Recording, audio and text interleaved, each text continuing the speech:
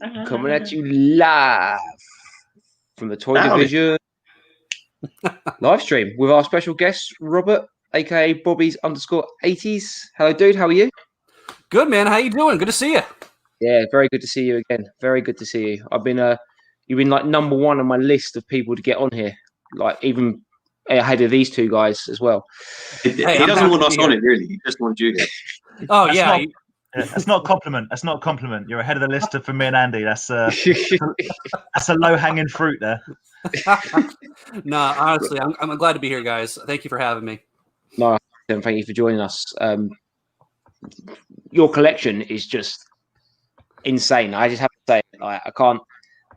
I wish I could show you guys. I mean, Andy and Aaron, you guys saw it. Dan, I wish you could have seen it back in its heyday before I packed up everything for a potential move. Or eventual move, I should say. Behind me is just some cardboard displays. But Aaron, behind me is where the Ninja Turtle display used to be. The whole wall. Yeah. This is my living room, and the whole wall was Ninja Turtles. So, but that was that you. But Andy, you were asking me before about packing everything. I mean, because I pack everything like I'm shipping it, because I don't want anything to get broken. So it's all individually bagged, wrapped, boxed. Yeah. Can you imagine? So it wasn't fun, but it'll be fun once everything can get back on display. Because I hate having things in boxes. I hate just where I can't see it. What's the point? Yeah, so, no, I agree. So good stuff. I have heard evening, everyone. Many tales of your collection, and I think I might have seen some pictures, and it's quite mind-blowing. As we were sort of chatting off camera before, it's and this is in the best possible way, depressingly impressive when you're like, damn, that's some serious gear. But I look forward to when you move. I look forward to seeing the new displays. 100%. Because even before I was running out of space already. So the whole point of the move is to get more space and to do it right, and also with me and the wife to have a little more balance. You guys know what it's all about, just Got to get the yin and the yang right. Yeah, exactly. So definitely. Well, just found this. Just a little. Just go what you just said about your Teenage Mutant Ninja Turtles. What's this? We found a picture. Look at that! Look how young we were. Guys, it was awesome having you here. Really, it was really fun. Really fun day. It really the time just kind of flew by. It's like, and there's still things to see. It's crazy. It's Andy, I remember you walking around doing laps. I was like a kid in a sweet shop. I honestly I was just doing laps of your house. I was like, I'm so sorry, I'm just going to wear your carpet out. I was just the thing I had the most fun about is when I give tours for the collection or the museum, I like to call it, is that every lap you see something different that you didn't see the first time around. Yeah. And you're like, how did I miss that? It just, for me, it's just kind of fun, just to see the look on your face. It's like you're 5 years old again, So I couldn't find it, and I think it's on my hard drive. My favorite picture is just you and Andy sitting in front of the cross-legged on the floor in front of the Thundercats display, and you're sitting there talking to each other. It's literally it's the best picture ever, and I think it's on the hard drive, which is unfortunately packed away. So all good. I remember that photo. Honestly, having you guys here was a lot of fun. I mean, some people are like, they come by and they ditch their wives, say, "Hey, honey, go to the parks. I'm gonna check out Bobby's Toys," but then they come by to come pick them up, and they're like, "No, I'm not ready yet. I'm not ready yet." Oh, it's definitely not an hour walk around either. No. I had to I had some people that come by and they thought it would be like a 15-minute thing. They thought it would be like a one room, floor to ceiling, just kind of look at it like a book of shelves, and then done. No, it's 6 rooms, and then they're like, crap, we have no time. And it's like, well, next time you're in town, doors open, And then the funniest interaction I ever got was I had a buddy brought his wife in because he's a big collector too, but they have like this, this clash of what can be displayed where in the house. And so he he brought her in just to show my collection and be like, honey, I promise it will never get this bad. You do realize that makes you essentially like being used as the worst case scenario. Come and see how bad it could be. My one room toys. Exactly. So they're like, you can't blame me for my one wall, because look at this.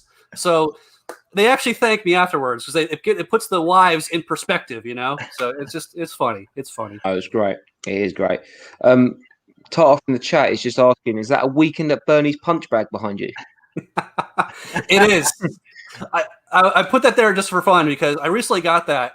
It's actually a video store promotion display, and they would send out punch bags of Bernie, just kind of like whatever, and that's actually unused. I'm the first person to blow it up. Have you punched it? I have. And he punched right back, just like in the movie. The funny thing, though, I'm still looking for it. It's one of those things where it's like you had the chance to buy it and then you didn't because of either timing or cost or whatever. And then when you are ready, it's not there to be found. There's a Weekend at Bernie's beach towel where it's him face down in the sand. Yes. So whoever was marketing this movie was on point. They had the right mentality. It was their sense of humor was on point. So the beach towel, if you love the bop bag, the beach towel is something to be found too. So awesome. And it's so strange that film has merchandise. Yeah, I think it is a good film from what I remember watching it years ago. But I just never would have thought they would have had merchandise for it.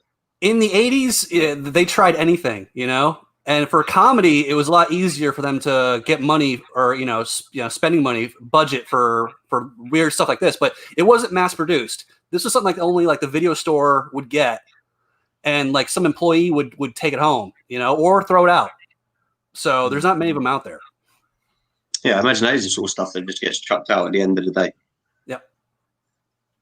And that's the kind of stuff I'm actually collecting. Like. Dan, I know you told me how you just kind of pick up, you whatever catches your eye kind of thing, right? Yeah. And that's honestly where I'm kind of at too, because I've collected all my old stuff that I used to have as a kid. I collected the kind of stuff that I saw toy commercials for that I always wanted but never got. And then now I'm in the same kind of realm where it's like whatever catches my eye. And so yeah. So I know that you have a like ludicrous collection of mint carded, boxed, original, all of that sort of stuff, and like you say, you're sort of getting into the oddities. Is there any? Do you still purchase like new line stuff, or are you pure? Oh no! Stuff? If it's referencing, let's say it's a like Power Rangers Lightning Collection. If it's doing something that's old but making it better or more accurate, then I'm all about it. And if you don't mind, I reckon that. I was like, Aaron, I think you picked that up as well, didn't you? Yeah. I mean, I don't know why we never got these 25 years ago, right, Aaron? I mean, we never got anything close to this. They did the big one, didn't they? That went with the big one. But it was all it like didn't have like any it was all weird looking on. like that, wasn't it? It was like exactly. It was a 10-inch figure, and it had weird, articulation. You couldn't do anything with it. But these are actual figures that you could fight with the flip heads or whatever. It's just like, but it's just done very well. And I don't know if you could see the photo, but hang on. They're just done very well. Bigger. Yeah, the chest damage thing I thought was a really good touch. Yeah, and the fact that it fits on all of. Sorry, go ahead. Yeah, it fits on all of the Rangers, and it fit on Goldar as well, so you can just use it around, and it actually fits on Black Series figures as well if you want to make your like. Okay. Like they've got a couple of hits on them, which is quite handy. I guess it's a similar vibe to sort of growing up. What I had with regards to Aliens was essentially the one, unless you get into weird kind of big chap and out of my price range, like more strange stuff. The mass-produced stuff over here was the Aliens versus Predator 2-pack with the alien at the weird angle, and then you got into the realm of weird Kenner, snake aliens, and bull aliens, and that sort of stuff. So when NECA finally started releasing actual aliens and specifically the colonial marines, it's like, you can't not get on board with that. I wish we got that. I wish there were more toy versions, better ones, let's say, from the early 90s. But yeah, I know Aaron's very keen for his new Power Ranger stuff. I am. Yeah, he is. Hopefully Rob's going to be sending me over the Alpha Zordon pack. Yeah, this Monday I'm picking it up for you. So. Oh, sweet. So that's all set. Yeah, I'll ping you the money for that. Amazing. Yeah, Amazing. Guys. I mean, this is what it's all about, right? Networking. I mean, one hand washes the other. I mean, it's like, come on. I mean, it's like I helped Aaron get Goldar too, wasn't it? Because it was only in the U.S. I think Goldar. Yes, you did. It did actually come out here. Oh, did it? It was named as a GameStop exclusive, so everyone I knew who was collecting was like scrounging around trying to get it, and then all of a sudden one of our toy shops in demand was just like, we have it. But it doesn't matter, as long as I had it secured, I was happy. Oh yeah, absolutely. It's weird. Sorry, go ahead. No, sorry, Rob, go. No, it's just it's weird that for such a wide fan base, they're making it regional for certain figures. It's like, why would you do that? So Alpha 5, I don't understand why you're not getting it. Or are you? Like, no? Not at all. There's a big. Are you sure it's not going to be like the Goldar and in a couple of months? No, just like in demand, or I don't know, any of the others turn around and say, "Oh, we got it." It's been out for like a good month, I guess, in the States. Normally we at least have it for pre-order, but they've said it's a Walmart exclusive. That's it. There was a big hoo-ha because HasCon are doing a virtual Comic-Con thing in some time, and they've labelled it like the event you don't want to miss. You have G.I. Joe, Transformers, Power Rangers, Star Wars, and in brackets it was US and Canada only. And it was just like everyone was just like, well, it's the event no one needs to miss, yet you can only be in the US or Canada to actually see it. Yeah.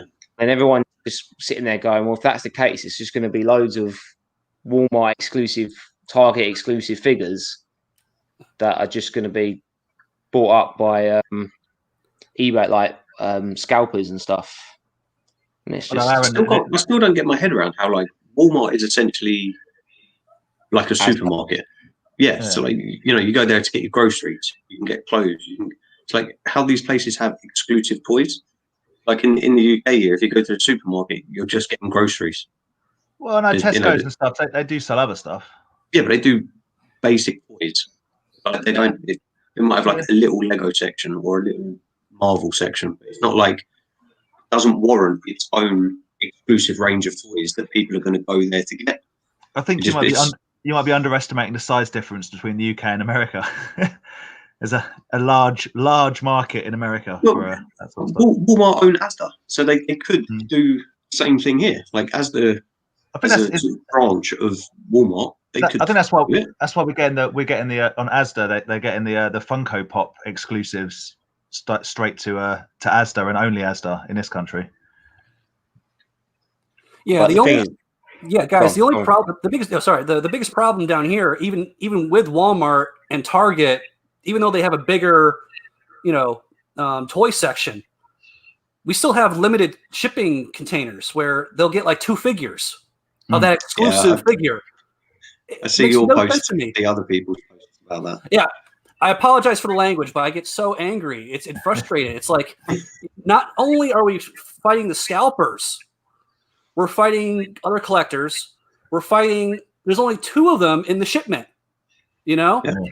So honestly, one kid gets there at 7 a.m. and it's already gone. Like he'll buy one for himself and one for his buddy, or the scalper will buy both of them. Or we're also fighting employees now who are a lot younger and are now aware of the rarity, and and they'll scalp it. The employee will scalp it themselves. Yep.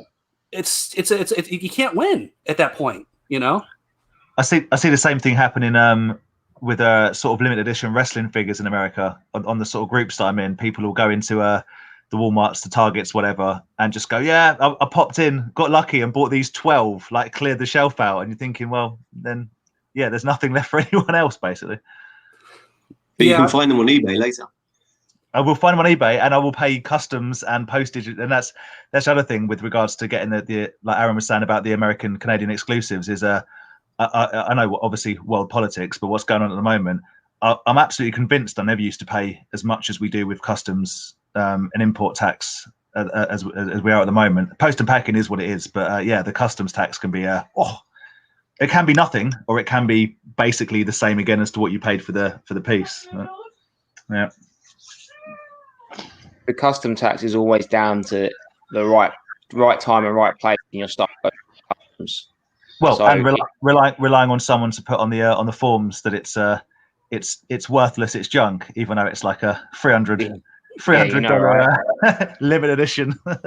It's a sort of creature in the chat just put in there. I just picked up the Norwegian Weekend at Bernie's big box rental film on VHS.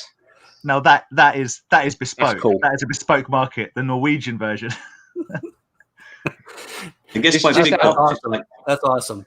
Yeah, so I wonder, is he talking about the actual like slipcover, or is he talking about the bigger box that would hang from the ceiling? You know what I mean? I would imagine it's probably, well, I'm sure he'll answer, but I'd imagine it's probably the big box. Over here we got three types of boxes. We got the what we call the American version, which were the cardboard slips. So just a case for it. We got our normal plastic, and then you got the big box versions from the rental stores, and definitely the big box ones are the ones that people are now recollecting, and a lot of people are taking the sleeves out and turning them into sort of posters and stuff. It's pretty cool. Well, not only that though, but as part of the promotion kits that they would get, like literally it would be like a huge version of the VHS box. Oh, like wow! It's the same box but enlarged, and it'd have a string in the top, and it'd hang from the ceiling like a decoration. So I have one for Ghostbusters, and I have one for Back to the Future 2. But they made them like from the 80s and 90s. They made a ton of those for the stores. It doesn't surprise me that you say you've got one for Ghostbusters. I've got to be honest. I mean, we'll get on to the Ghostbusters in a bit. Carlos just said he's got a Bushwhack Daniel Stern movie 95 promotional thermos. Which makes sense. Yeah. That makes sense. I do love a like merchandising stuff, and I think I should probably like come over from you. Like the stuff that you got is just ridiculous. You've got like food tins from back in the 80s and stuff. I see. Rob, we've got you to blame for this with Aaron's weird obsession with Power Rangers pencil cases and stationery. Yes. Now it makes sense. And C-Moles, yes, I do like Power Rangers. Only a small bit, not massively. Just a little bit. They were going to bring one out, but the season moved on from her. I still need to get that double set, that 2-pack that they just came out with for Rita. Yeah, it's good. They've repainted Zed in it as well, so he's got a lot more. Like he's got detail. Yeah. So I put my Zed back in the box, and you know, anyone wants it? £200 eBay prices. Scalping. Only used once. Yeah, only used once. It's a bit dusty. Might have a little bit of dirt on it from a couple of toy photos. Yeah, it's tough. It's not coming out here unless people bring it back from the States, and obviously no one's going to the States at the moment. So, I'm crappy. Yeah, I just don't understand because I mean, I can understand. Okay, you have a Comic-Con exclusive figure, right? Yeah. It glows in the dark or has some kind of weird gimmick, right? Why would you constantly, like NECA, why would you constantly make it a main character that you would want in your collection? But it's a main character. So if you can't get it, then what's the point? Because you see on some of these toy shows, we're called completists. I mean, yes, I'll try to get every figure I can, but if I don't get that one random, glow in the dark, whatever figure, it's fine because I have the normal version of the figure. Like they have like that glow in the dark RoboCop, You know, it's fun, but it's not necessary. But if you have like Super Shredder or whatever for Comic-Con exclusive, then you're just kind of like shooting yourself in the foot, because now the majority of your fan base ain't going to get it, and then they're not going to be happy, and then they're going to stop collecting. Man, So I was talking. Preacher goes on about that. Curious why the NECA only sells Tonka and Razor in the US, but Super Shredder is a worldwide release. Yeah.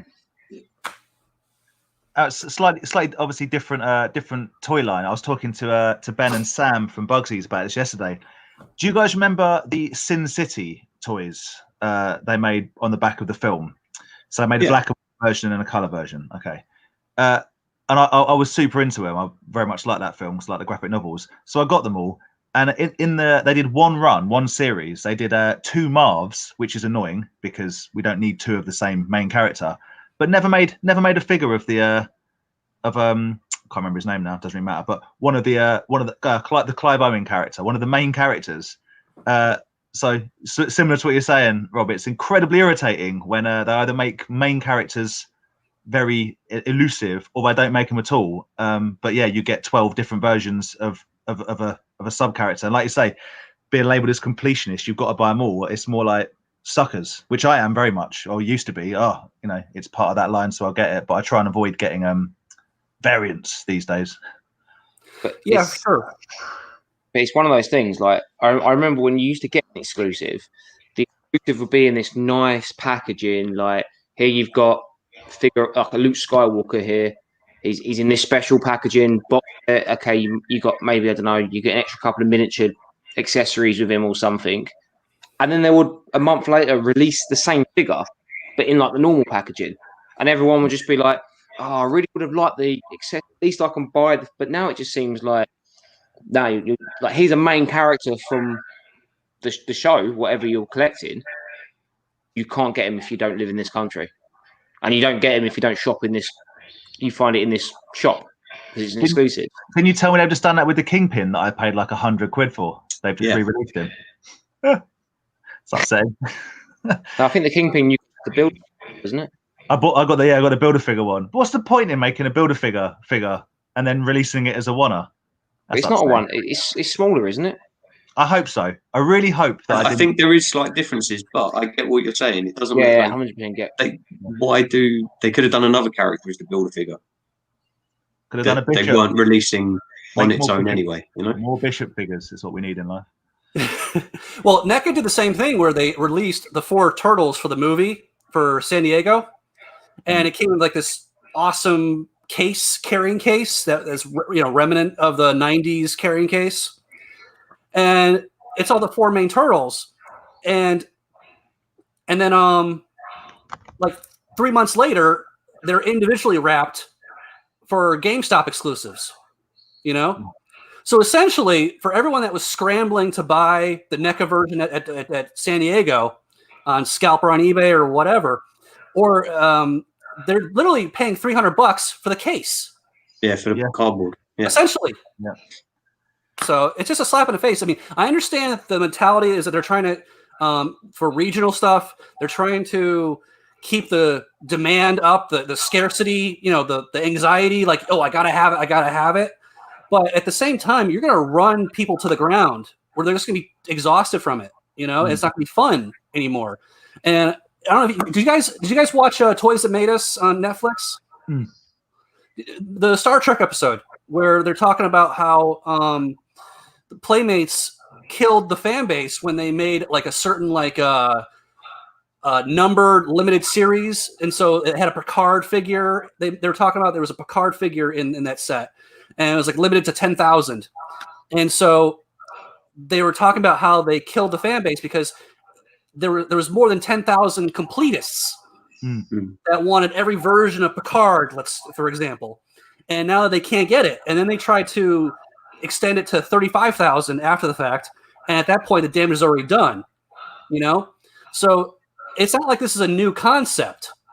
So I don't understand why they're still playing the same game with all this regional stuff. And also like you guys were talking about where you're going to release it as exclusive, but then you're going to release it mainstream anyway. So, I mean, we're not dumb, right? I fully agree. If I collected a line and I found out that I basically couldn't get hold of a figure, it wouldn't make me go, ooh, it would make me go, right, well, I'm done with that then. Maybe that's, like you say, maybe an age thing that I'm jaded over it. But I like things to be relatively, that challenging to find to a degree. But once they become impossible to find, it sucks the fun out of it. Or, like you say, as people have been going berserk over the Mattel retro wrestling figures in this country, I have them all anyway because I got them when they first came out. But people are spending, I guess, the equivalent of like $160, $170 on a $15 figure, which is only a year old. Yeah, and which have started to appear in the shops over here. They're only a year behind over here. Rob, you'll be pleased to know that we're a year behind the American releases. Yeah, it would kill. It would certainly. I would feel less love for the collecting and more annoyance over being treated like an idiot, basically. 100%.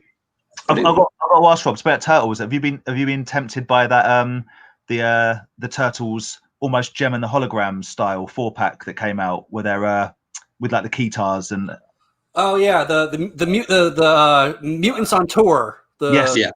The mutants on tour. Yeah. Honestly, I looked for them, but I'm not going to go out of my way to pay extra for them. I went to 3 Targets and I couldn't find them. And I went to 3 Targets multiple times, and I'm sick of the store hopping game. It's like, it's one thing. Okay, if you want to have something exclusive to a store, then every store should participate for one thing, and also at the very beginning, at least have it available on their website to order. I mean, I don't understand why that's another thing that I was talking about how we're fighting the employees, we're fighting scalpers, we're fighting limited shipments. We're also fighting to the point where you can't even get it online from the actual site, regardless of NECA, store, which is now, we could talk about how they're improving their pre-order process, but still, it's just like, if I want to get something from Walmart, if I can't find it in the store, I should be able to get it from their website, just like any other product that they have. Or certainly, at the very least, be able to order it. If you're at the store and it's not there, place an order in that store that it'll be delivered to that store for you to pick up. Like you say, no one wants to be driving dozens of miles to be let down at every single shop. That's not good. Yep. Well, that's one of the reasons I stopped going to Toys R Us, because the nearest Toys R Us to me was a good 20-25 minute drive. And this was even years before they even closed down. When they had a new wave of figures, that's when you went. Like when you knew the Black Series Star Wars figures was getting released on this date, you headed down there. But after that, they'll never get restocked of it. So if you missed out, you missed out, and there's no point going back in a week's time. But you could the same set of figures there. You could have gone on the release day, and there's no guarantee that particular store has what you're looking for anyway. No. And like I said, it's 25 there, and back, like, to double that to come back as well, and you just got wasted diesel and broken dreams. I've been hopping over a question in the chat for a little bit now, and I kind of it's for Bobby, which is what it's all about in the chat. So if anyone's got any questions for him, throw them down. And if I am hovering over one at the moment, but if it hasn't been answered, I'll whack it back in the chat. Dave World of Toys asked, "Can you ask Bobby what he collects, and is easy for the new people, please?" Everything. So, I'll let you take this away, Rob. Just quickly. How do I answer this? Yeah. Pretty much everything I collect. I mean, there's the main focus where it's Ghostbusters, Ninja Turtles, the random lines like Crash Dummies, Mighty Max, are like in my top 5, But honestly, yeah, it's the late 80s, early 90s is my thing, And so it's honestly, you need to take the tour to be honest. But yeah, I collect old and new, but if I collect new, it's because it's based on an old thing, if that makes any sense. So this stuff. That's cool. Yes, I don't think we're getting any of that stuff over here. No. I've seen a few people posting they got the exclusive John Hammond one from San Diego. Yeah, but I don't know if they've. Yeah, that's there it is. But here's the thing, guys. I mean, what do you feel about this? I got a question for you. What do you feel about this? Because it's clearly the old movie, right? The first movie, Jurassic Park. Yeah. But it has Jurassic World. Chris Pratt on here and Jurassic World Legacy Collection. To me, that makes no sense. That would annoy me so much, way more than it should annoy an adult. I would be so irritated by that. Right?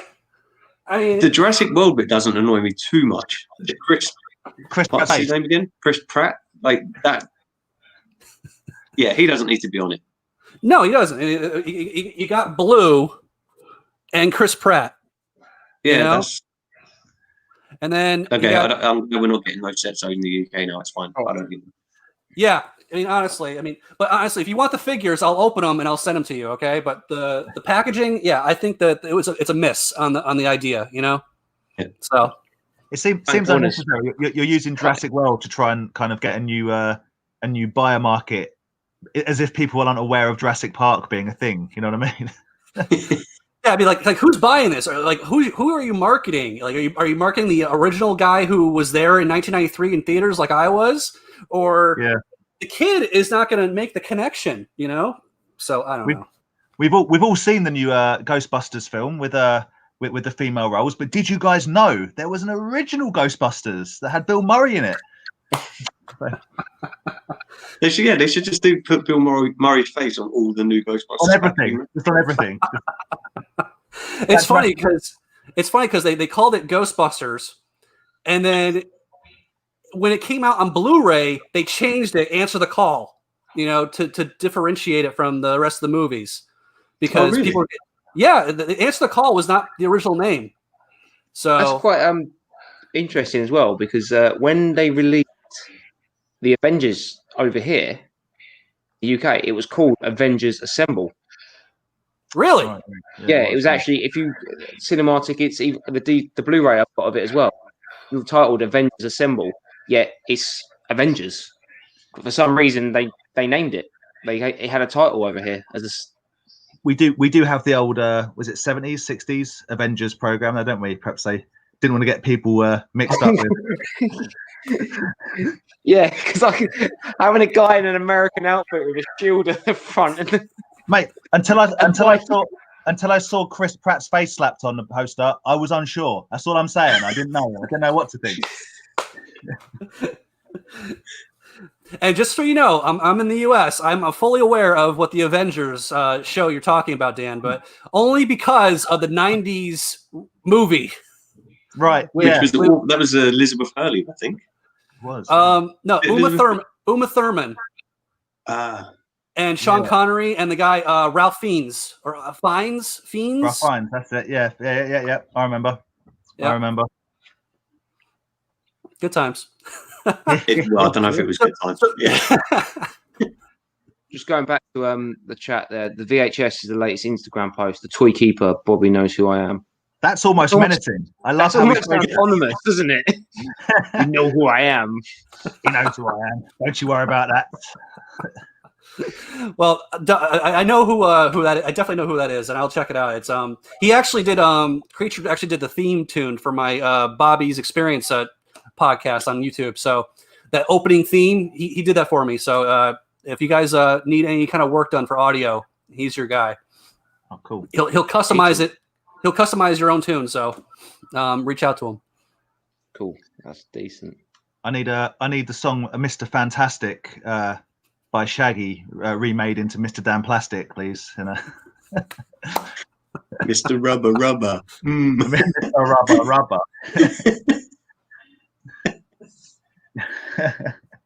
Jokes. Right. So one thing I did miss out from the start. Has anyone got anything new that's turned up in the post? Yes. I do, but I think we'll do it super quick. Shall I go first? Because I've got two things. Yeah, go for it. Cool. I have a Vader custom Hasbro. That my buddy Jobs Customs, who's very, very good, made for me. So that's pretty cool. Another little custom Hasbro for the collection. And myself and Andy were out and about on Sunday, and I picked up. This is just a box, so I took it out. But the Supreme Commander, the Mars Attacks Supreme Commander. That's one massive cape. It is a big old cape, isn't it? You know, he's a supreme commander because his cape is like more cape than alien. So yeah, I'm pretty happy with that. Gave it a little clean up, and yeah, I'll be putting that on display. So not that exciting, but a Mars Attacks giant supreme commander and a random Big Van Vader custom Hasbro figure are my week's purchases. Very good. Awesome. Andy, what'd you get, buddy? Well, I wouldn't have actually had anything, but the post was delayed for like 3 weeks, and I thought this was lost. I was like, nah, I might as well try and get my money back. Then Monday morning, this guy turned up. Whee! Awesome. Got my tricks. Little Batman guy. Well, Joker even. But yeah, he reminds me of, is it Cesar Romero? Cesar, the guy that played the Joker originally. Yes, Cesar Romero, yes. It is Cesar Romero, yeah. He really reminds me of him. Yeah. I'm a sucker for neon bright colours. Isn't it meant to be him? No, it's Jack Nicholson. Is it? Yeah. It's from the... Yeah, go on. Do you have the package? No. This was loose. No, that's Kenner though. It's for Jack Nicholson though. I'm not sure if that version color changes if you hit water, cold and hot water on it, but it's supposed to basically, the gimmick was for that sculpt at least. They made a couple different versions of the figure, but they made one in a purple suit and one. Yeah, I've got the purple suit one as well, and that's actually very rare. The purple suit is actually very rare. So okay. But yeah, try it with hot and cold water because it's supposed to gimmick the whole part where he gets sprayed in the face and he has skin color and then white color. So, all right, so you fit, okay. He wants to do it now, doesn't he? Yeah, you want to do it now, don't you? But that one might be the 2-pack that they did for Walmart, I think, because later on they did a version where it was like Batman movies 2-pack. So there was a Batman 89 2-pack, Batman Returns, and Batman Forever 2-pack at Walmart. And I think that might be the Walmart version, though. It's got yes, it is 1990. It's the it's the same sculpt. They just rehashed it like 3 years later. Okay. You have the Walmart version because I now remember it's a dark maroon color for the suit that has the color changing a gimmick. Right, so there's three versions for that sculpt. Yeah, I need to find one more now. Now Andy knows what he's got to go and find. Excellent. Yeah. Joker is a repaint from the old Joker fig from the Kenner Superpowers line, 84 to 85. I just like the neon colours. I don't know. As I say, I'm not a massive. I think I even said to you when we were at your house, Bobby, I'm not a massive Batman guy. But, the body. Sorry, go ahead. No, I really like the campness of the original Batman series, and yeah. 1 second, guys. I got to turn the power on. I didn't realize my laptop was not plugged in. Give me 1 second. No worries. I'll quickly jump on with my bits. So, all right. Look at his stuff at the back. It's amazing.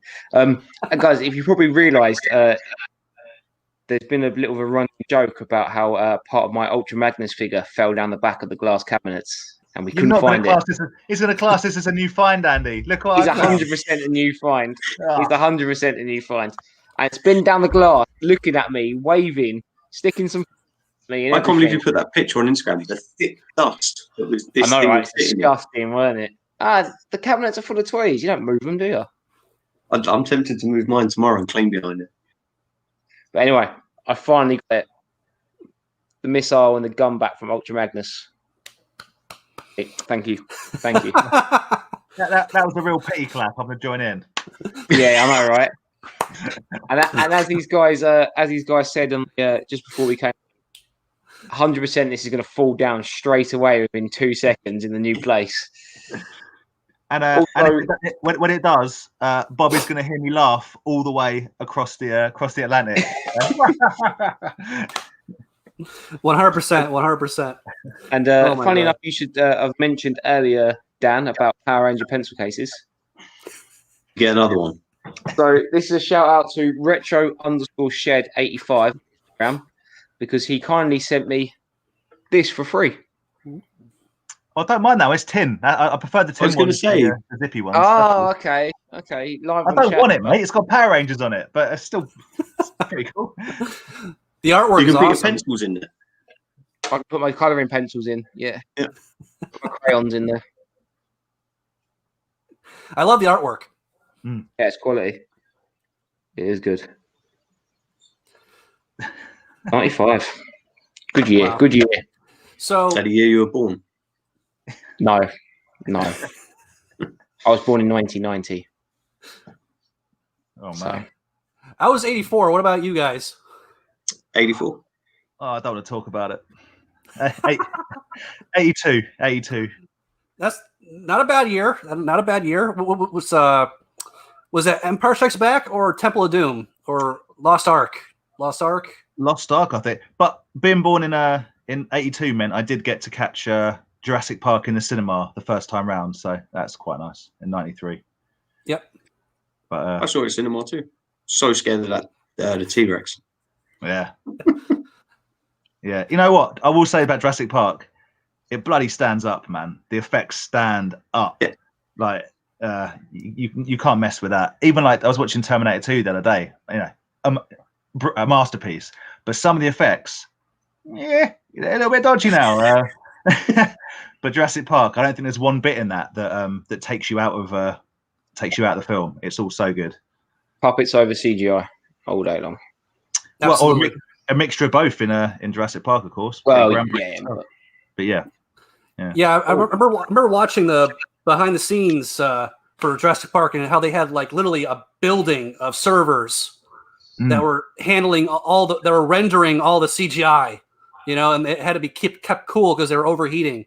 I still am blown away at you could have done that back in 92, 93, but you see some stuff today and it looks like a cartoon.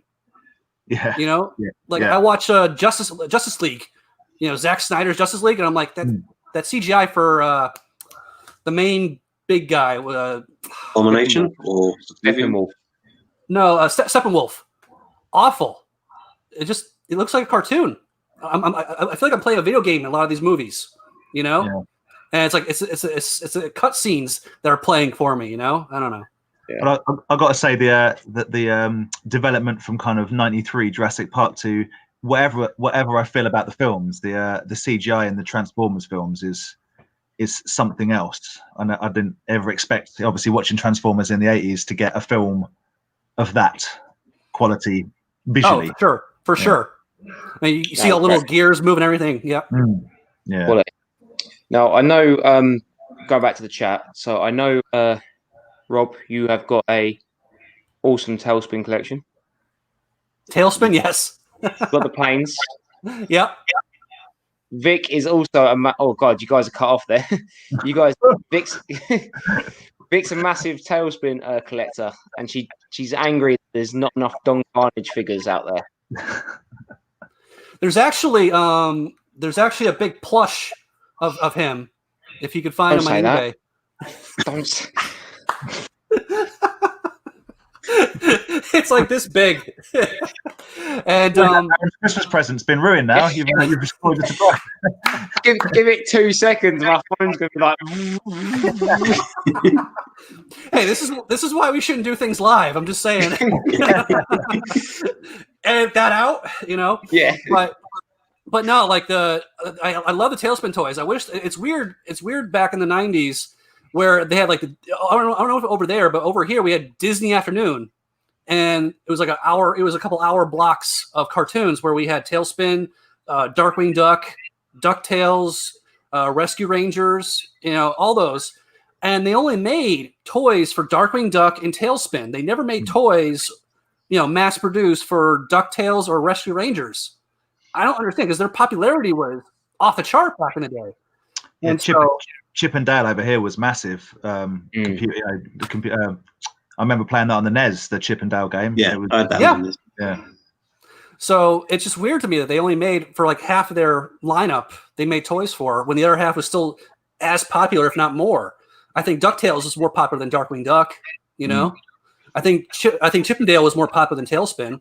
But But to go back to the toy thing though, Don Carnage, it's actually very rare to get the actual toy plane for him. His Tri-Wing, And I'm glad I got it when I did. I mean, I don't know if you guys have things in your collection that you're glad you got it when you did, because since then it's gone up in value, and trying to get it now. Someone over here at a toy fair is the only one I've seen, and it's boxed. Wants £140 for it. Buy it. Buy it. Just get it. It's not bad. It's not bad. It's not bad. It could be a lot worse. It was quite funny because this was at the NEC Toy Fair, and everyone was sitting there like, buy it for Vic for Christmas after just paying to go to Disneyland. Like it was the NEC before the Christmas one, so it was before Christmas.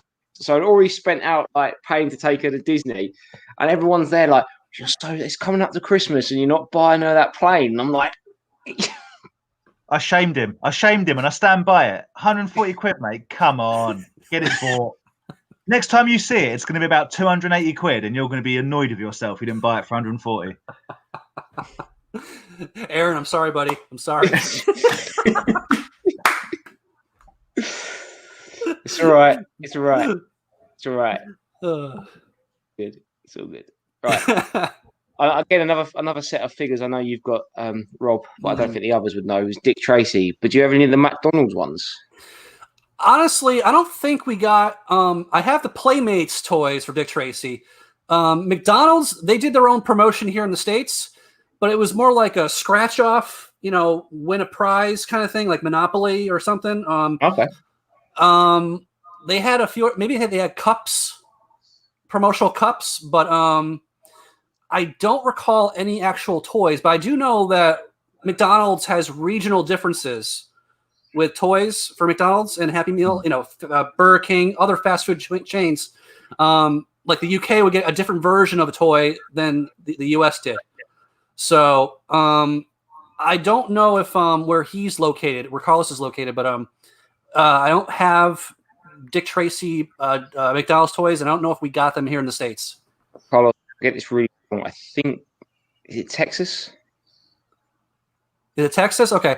But you know what? Yeah, I think you're right, actually. I think he said Texas. You know what? So then maybe now I got to do some, I got to go on eBay and just do a quick little search. People will come to me like, hey, what's this worth? And I'm like, okay, let me go to sold listings on eBay and take the average. I'm going to do your work. I don't mind. I'm happy to help because there's certain things that. So Texas, okay. Yeah. Then maybe, because honestly, I remember they had a promotion where it's like a scratch off or it's like a contest, but I don't remember toys at all. So now I'm curious. I find that strange because it wasn't Dick Tracy more of an adult kind of film. Well, like to be linking them in with McDonald's Happy Meal toys. Well, you have Madonna half naked in the movie the entire time, seducing Dick Tracy. You have Tommy guns and explosions, But you know what though? I'm surprised, because Kenner made so many toys, and they made cartoons based on so many movies that are rated R. That I'm actually surprised that we never got McDonald's toys for Rambo or RoboCop. Yeah. That would have been awesome. Bobby, have you got the blank Dick Tracy figure? I do.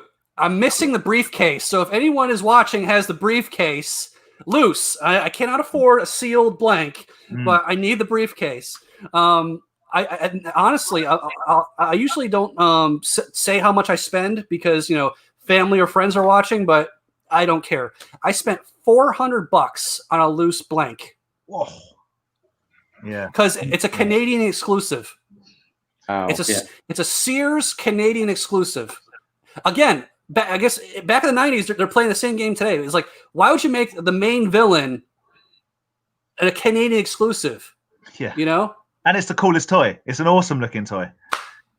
I saw someone on Instagram. I can't remember who it was, so apologies if they ever watch me say this. But had a carded, sealed, blank, and I'm thinking, that's a couple of quid right there. Oh, absolutely. Absolutely. And the same with there's still actually one. Okay, this is one figure that I'm glad I got when I saw it. You wait because a certain figure is too expensive. You wait for a magical moment where it's within your range. I got a Scratch the Cat from Ninja Turtles Playmates a few years back for like $150, loose, no accessories, and immediately, because it was like almost like a wave, it was going for like 250 range. It dropped down to 150 from some seller. I got it, and then went back up to 300, 350 without accessories. Yeah. So it's just crazy. It's just crazy. That's one expensive cat over here as well. Is it?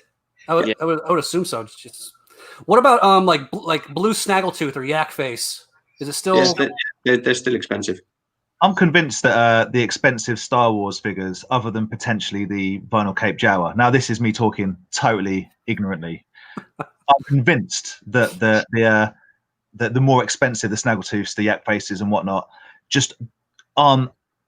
Then I just don't think they're as expensive as things like Scratch, things like, I want to say, is it Hotspot? The kind of, I think the retro, old school 80s carded Playmates, that sort of stuff is just overtaken in a financial way. I see too many of the other figures around, the Star Wars figures. Just going to butt in quickly. Sorry. No.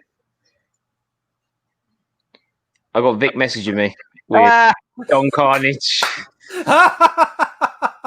Look what you've started. Has she found the plush? Is that what you're buying? Found the plush. Hold on, let's have a read of it. Sorry, let me go back to normal. Let's have a look. That's awesome. That's awesome. Vic, we don't need to pay the first month's rent, Aaron. It's fine. I found the plush. Vic, you'll be living together soon. You can hassle him face to face 24/7 about Tailspin merchandise. Vic, that one's missing an eye. It's winking. He's missing an eye. Hey, he's a pirate. He can wear an eye patch, you know? Yeah. Very true. Stop being enablers here. I'm never going to let it go if you didn't buy that Tailspin plane, mate. Unbelievable. Right, That's moving awesome. on to the chat. Yeah. I think I know Dan's a big fan of the Tick. Big. Rob, are you a big fan of the Tick? I have a few of the figures, but honestly, when the cartoon was on Fox Kids network over here, I don't know if the timing never lined up because I was watching something else on some other channel. Like, because we had, remember back when we had cable and we couldn't rewind or fast forward or record things, so easily. You had to take a pick of, are you going to watch Fox Kids or are you going to watch WB Kids or whatever? And so I watched Spider-Man, X-Men, Power Rangers, Goosebumps, Big Bad Beetleborgs, but for some reason the Tick was probably off on an off hour that I was watching something else, like Animaniacs on WB Kids or something. So I'm aware of it and I have some of the toys, but I have no memories of like, ooh, the Tick, click, yay, So. It's funny you say that because I have a similar experience in this country that when the original cartoon series was on, I used to love it, but I'm pretty sure it was on the same time as something else. So like none of my friends watched it until this. I thought it was the best thing ever. And then I did the live obviously years later, the live action one was all right. It was all right. But yeah, the original cartoon I think it was excellent and kind of ahead of its time with regards to the mocking of the superheroes. But yeah, really good. I actually have that. What he's showing here. He got this talking Tick. It's like a 12-inch figure. The thing that I've noticed though, and this goes along with some other toys that we collect, where the color, the plastic degrades or changes, like every time. So with the Tick figures, I don't know what it is with a certain blue, and I've noticed this with other toys of that era, where whatever plastic combination or chemical combination they used to make blue, it degraded to the point where it was brittle. It would discolor, and then just by touching it or moving it, it would crack. So I don't know if you guys have noticed that, but if you do collect Tick toys, almost always his chest is discolored, regardless of where it was kept. So fair enough. I don't know if you've been to anything so far, Rob, but Chatham Toy Fair was very good. So last weekend, the weekend gone, all three of us sold at a toy fair. Nice. Pretty cool. Yeah, It was very like well. the only toy fair that's on. Yeah, pretty much. Yeah, it's pretty bad here too as far as shows. Like they're just starting to open little here, so it's Been hard. to any yet? No, I'm actually going this Monday. We have Labor Day, and there's an open field where they have like a flea market, but almost like the boot things you guys have. And so that's where I'm picking up the Alpha 5s. My buddy is going. Amazing. He's vendoring there, so it just saves me on shipping. So I'm just going to drive like a half hour, and I'm going to bring some extra few bucks, just see what else is out there because I know I'm going to see something. How you always like go somewhere, you bring, even though you're not sure if you're going to find anything, but you buy something just to make the trip worth it. Yeah. So is that to one of the flea markets near you? Yeah, there's a town called Webster, and so it's the Webster Flea Market. And that's the one me and Andy went to. Okay, remember I ran into you guys, and I ran into Aaron in Tampa because you came over the house that one time, and then like 2 days later, I randomly walk into you at the flea market like an hour away because you told me that day that there was actually a toy fair on at that. I was like, I can't miss that. That was awesome. That's closed down, that flea market, hasn't it? I don't. It might be, but there's one like right next to it that's still open. So either way. Was Andy? That was the flea market that we went to, where in Tampa, it had that massive toy store right in the middle. Okay, yeah. There was like an indoor wrestling thing going on as well. Yeah, it was like there was an indie wrestling match or like show going on. It's like, okay, that sounds awesomely American. Went to a toy fair, and that was wrestling. Yes, there was wrestling. There was cowboys walking past. There was like crazy shit. It was great. We got some fried chicken, some corn. Yeah, fried food chicken, we got all corn, day. Yeah. Fried food. We got some medium strength beers. Is that the one I went to use the bathroom and I thought I was going to get attacked, and it turned out you were just a janitor? We went in. So not many toilets here have. We don't have a dude that sits in the corner and shouts at you as you go to use the toilet. Like, this guy was just shouting at me. I was like, what clubs you do?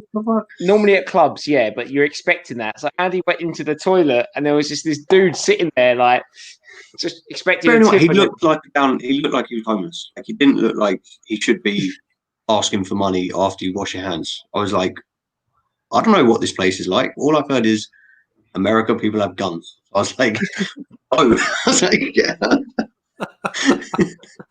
Yeah, I try to make it a point not to go to the bathroom at any of those flea markets. Just don't. It's not just me. No, not even just for that purpose. Just because I just don't know what the condition of the stalls are in. It's just like, I'm good. Well, I mean, if he was getting paid to be there, he wasn't exactly doing a good job of cleaning it, shall we say? Right. Exactly. Exactly. And honestly, was this at a flea market? This guy in the bathroom? Yeah. I honestly don't think that was legit. I was right to run. Exactly. So yeah. Vintage Toy Rush has asked you, Bobby, do you ever sell from your collection, or is it just growing and growing? I'm a collector first, dealer second, and if I have extras, I definitely try to sell those and get them to the right home, kind of thing. Because so like, let's say I'll get something and it has a few extra, like, so let's say, for example, I don't know if I have it with me. Okay, yeah. So just to explain my broad range of collecting, it's not just toys, it's displays, it's style guides, guys. Yeah. Mm-hmm. This is not like something you get at a store. This is an employee binder that they went through the trouble to make this. There's no barcode on the back. This is an employee style guide. And so it would come with like extra press slides, And so with toys or like stuff like this, if I get some extras, I try to sell it because then that helps me pay for something else that I don't have a single thing of, So to answer the question, I do sell, but only if I have extras, mostly. There you go. Cool. There you go. Yeah, the press packs and like the employee stuff that you have is. So yeah, the toy catalog, the Power Ranger toy catalogs that I showed off on here a while back, it was Robert sent them over to me, so I appreciate that. Yeah, it's funny because there's certain people that take like magazines apart and they sell the little ads. So like they'll take apart comic books and they'll sell the one sheet that's advertising Asda, for like there's like some real Ghostbusters candy or chips from Asda, and I have like comic book sheets that are just the pages, and I put that in a little scrapbook. But then I also there's people that take actual magazines from like the old days, and they literally cut out every ad and sell them for like $20 a sheet. It's crazy. So you take a $2 magazine and you make your money. Yeah, just selling one advert. Exactly. And so when it comes to like employee stuff, it's just it's hard to come by. But it's like it's one of those things where it's like your focus. If you can't find the main thing you're focusing on, then you kind of like your attention span goes to the next thing, and then the next thing. And so I've got to the point where I'm all the way over there with prototypes and employee stuff, and I don't recommend it. I really don't. It's a rabbit hole that you'll never come out of. So it's good stuff. Do you have any of your prototypes available to show off, or are they all packed away? You know what? If you guys want to answer, is there a question for anyone else that you can pop up? Because I can go get some real quick. Oh man, no one cares what we think about anything. Yeah, they're all bored of us by now, so we'll keep them entertained. We'll keep them entertained. All right, give me 1 second, guys. All right. Yo, Ed, welcome to the show. Hello, mate. Should just say, if anyone in the chat doesn't follow Bobby's 80s on Instagram and stuff, do it. Just like his collection is insane. I know we keep saying it, but yeah, we spent like what 4 hours there, 5 hours. I was just yeah. Sorry, guys, if I'm not getting around to everything in the chat. I'm just I'm fixated with what Bobby's got to say. So yeah, thank you very much for joining us in this. I've got a few questions that I want to ask Bobby as well. But yeah, guys, how's everyone doing in the chat? You all good? All good? Hump day, Wednesday. Came around quick because it's a bank holiday. I know, right? And I've been off since I've got to go back to work tomorrow. Pete's in the house. We had the whole week off. Yeah, I've been off since Thursday last week. Evening, Mr. Pete. See you probably the weekend running around the field. Yeah, you need to calm down, mate, because we need toys. Oh, see, Moyles, that's a really good question because I've actually been trying to do the same thing. There's someone that sells them. I can't remember his name. UK based. He's on like he's definitely on Ula's. He's got a name from it. Something band, but they're bands, he bands or something, aren't they? Yeah, like he bands or something. But there's someone that absolutely sells replacement bands in the UK. When I've been looking on eBay, it costs a fortune because then it doesn't seem to be anyone in the UK doing them. It's definitely someone. Go to Bugsy's channel. So I'm sure they did a video ages ago on them I messaged Sam and asked him, and he said that he got them from a guy from one of the Facebook pages. But I'm not a part of the move to Facebook pages, and I don't want to start joining all these Facebook pages just to I'm not, I only want bands to try and change them up. I'm not like collector of it. I don't know. I just feel a bit rude going in there just to be like, hey, can I buy some of these bands, and then piss off. I wouldn't feel rude doing that at all, mate. It's part of what they're about. Go and ask a question, get an answer, leave, done. Yeah. I'm guessing they're probably the same in the States as well. The most expensive cards. Yeah, those three are pretty pricey here, opened or sealed. I'm glad I got my hotspot and my half court a few years back because it's just crazy. You'll know when. Okay, here's the thing: if you want to know when the perfect time is, or like the 11th hour of when to collect what you've been looking for, is when they make a TV show about it. All right. So when Toys That Made Us made their Ninja Turtle episode, I'm sure you could have seen a wave of newbies getting into the hobby, being instantly reminded of what they had as a kid. And so now, not only are we competing with the other high rollers or the normies of the hobby, but now you got all these newbies that are reintroduced to the hobby and to their old toys, and so the price just goes up. So I'm glad I got my half court and hotspot when I did, because as soon as like stuff like that, everything has a cycle where it has fermented to the point where it's now hot again. So so in theory, hopefully it all dies down again, and then that's when you start buying the toys again, and then fingers crossed, because it's like you throw a stone in the lake and you got this ripple effect. Hopefully the ripples kind of subside, but I'm still waiting. I think the more people see that sort of stuff as well, the more there is an idea of value put to it. So a lot of people think, oh, I can make a lot of money, quick money out of this. And we're definitely, I say competing, it's not the right word, but there's definitely more people out and about in the world looking. Even at the boot fairs we go to. Certainly. And we can tell, and I'm sure you can as well, Robbie, you can tell straight away if someone's a collector or if someone's just sweeping things off a table into a bag to then be put on eBay later on. You can tell by how much they buy. If they buy a bunch of stuff, they're trying to flip it. Yeah. Because usually guys like us, we're focused on certain things and we're happy just to get that one figure or whatever, and then go to the next table. Because usually that one table doesn't have everything that we're looking for, or doesn't have everything that we can afford. But if you got this one guy that just kind of buying everything up, I mean, you can tell what his intentions are. So yeah. Right. So as Carlos put in there, show us the goods, Bobby. Okay. We're going to need another episode, I think. All right. So to start this things off, this is an unproduced Kenner figure.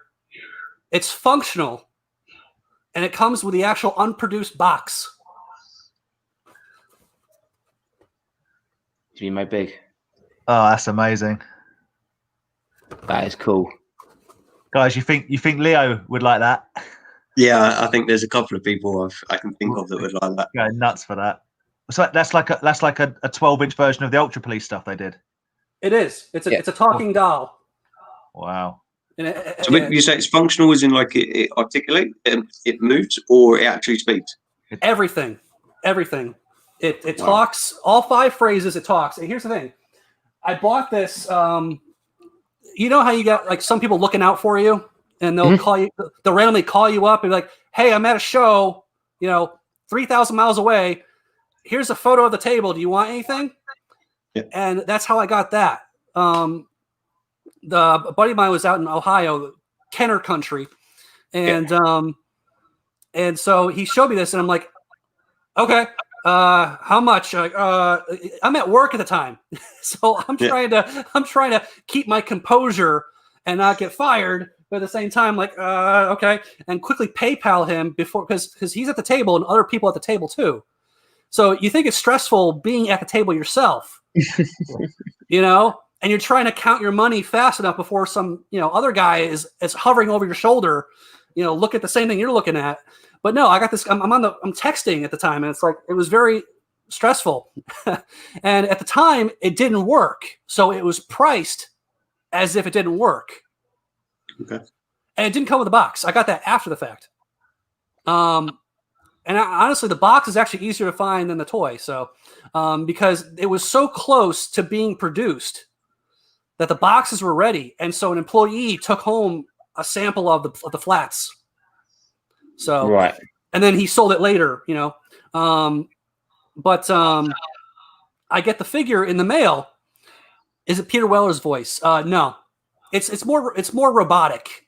I actually on my Instagram, if you dig deep enough, I recorded it. I recorded the phrases, and you can hear his voice. It's more like the cartoon. This series is from the cartoon, which is based off the movie. you know. Do you know why? Do you know why it didn't get into full production? Yeah, so it was at a weird time. Okay, so basically, if the cartoon that the toys are based off of gets canceled, the toys get canceled immediately.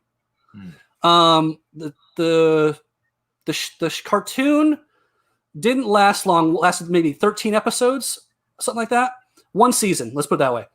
And then, even though, which boggles my mind, is like you already put all the effort into the sculpt, into getting it that close to production. You would think you would try to recoup any kind of cost by just releasing it. It's ready, you know? Yeah. But apparently, you know, when they said, basically, when the word comes down, when that hammer comes down to say, stop what you're doing, start working on this toy line, there's no discussion. So basically, the majority of the reason why this didn't get made and other things didn't get produced for whatever toy line you want to pick was because the sales were low to begin with, and then the cartoon got canceled. If the cartoon kept going, they would have kept the toy going, at least in some small aspect. Like with Crash Dummies, the toy line was dwindling by 93, 94, but you guys in Europe and the UK, you got a whole wave that we never got here in the States because the sales were still strong in Europe, overseas. So you got this whole racing line for Crash Dummies that we never got here. You didn't miss out. They went bananas with the crash test dummies over here. The thing, I've got a Crash Test Dummies lawnmower. What? Who needs that? It's awesome, we got that though. Yeah, because they went overboard with that kind of stuff. But actually, I have some Crash Test Dummies prototypes. So good little segue. This is all Crash Dummy prototypes, and not even all of it that I have. It's crazy. I feel bad if we're making you unpack your packing. It's fine. It's for a good cause, you know. It's for the fans, you know. We do it for the children. Man, children. So I'll put some of this on my way here real quick. Right, you big. It's pretty. Let's see. Please don't break anything. Oh, you'll get the bill. send it to Aaron. Empire Toys 1138. So, like, these are unproduced racing dummies, rod and gasket.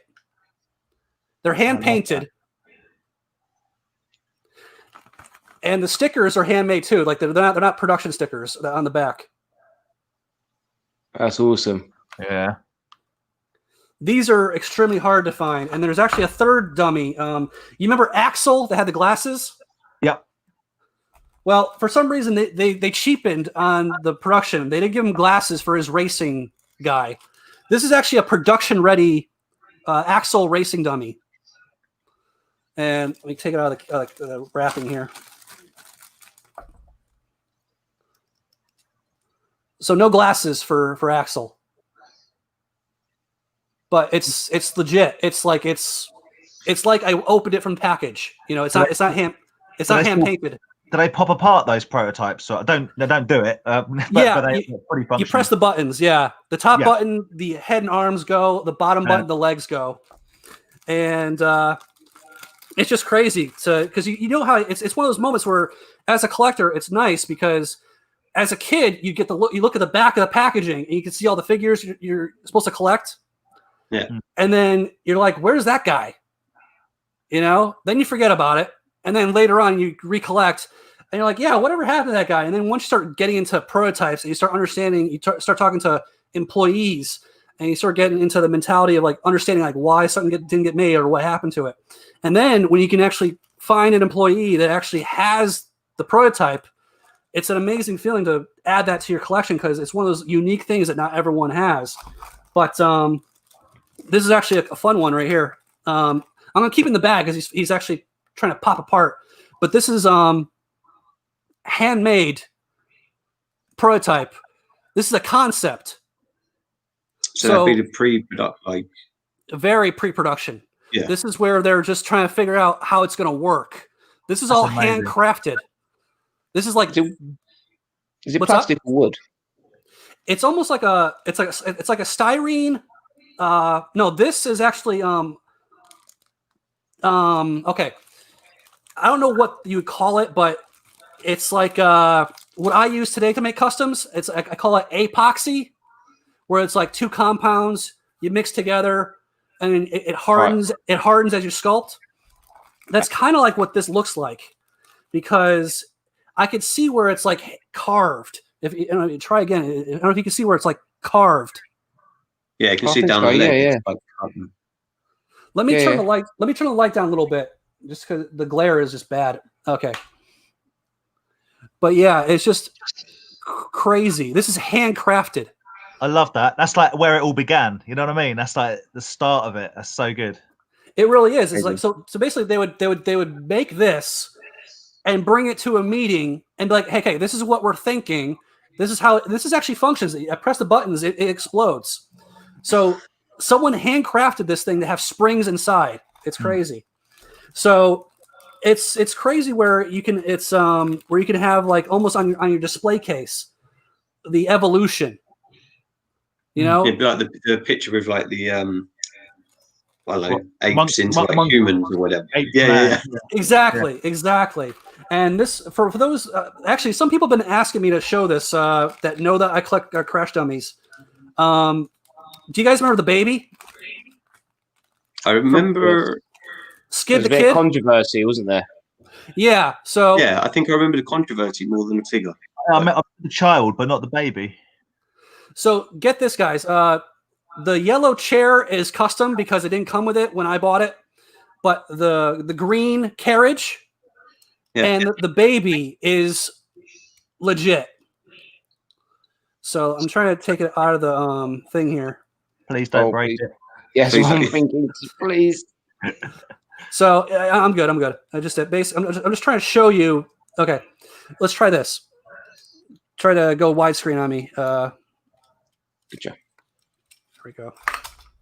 I'm just trying to show the baby, you know, how it's all. It's all neon. Very weird. Yeah. It's from the second or third wave when they did the neon colors, the Protec suits, because originally they were just one colored suits, like this, but then they went all neon in between. But this is unproduced, and I am the only one that has come forward to have it. Wow.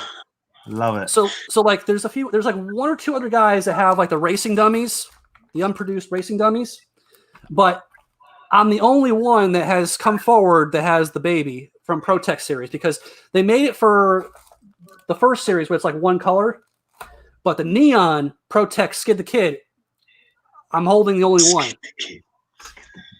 So, and there's a funny story about this one, because there's always like I don't know how it is with you, Aaron, if you have like your arch nemesis for Power Rangers, where it's always if there's an auction or something rare, and it always comes down between you and him, you know. Well, right.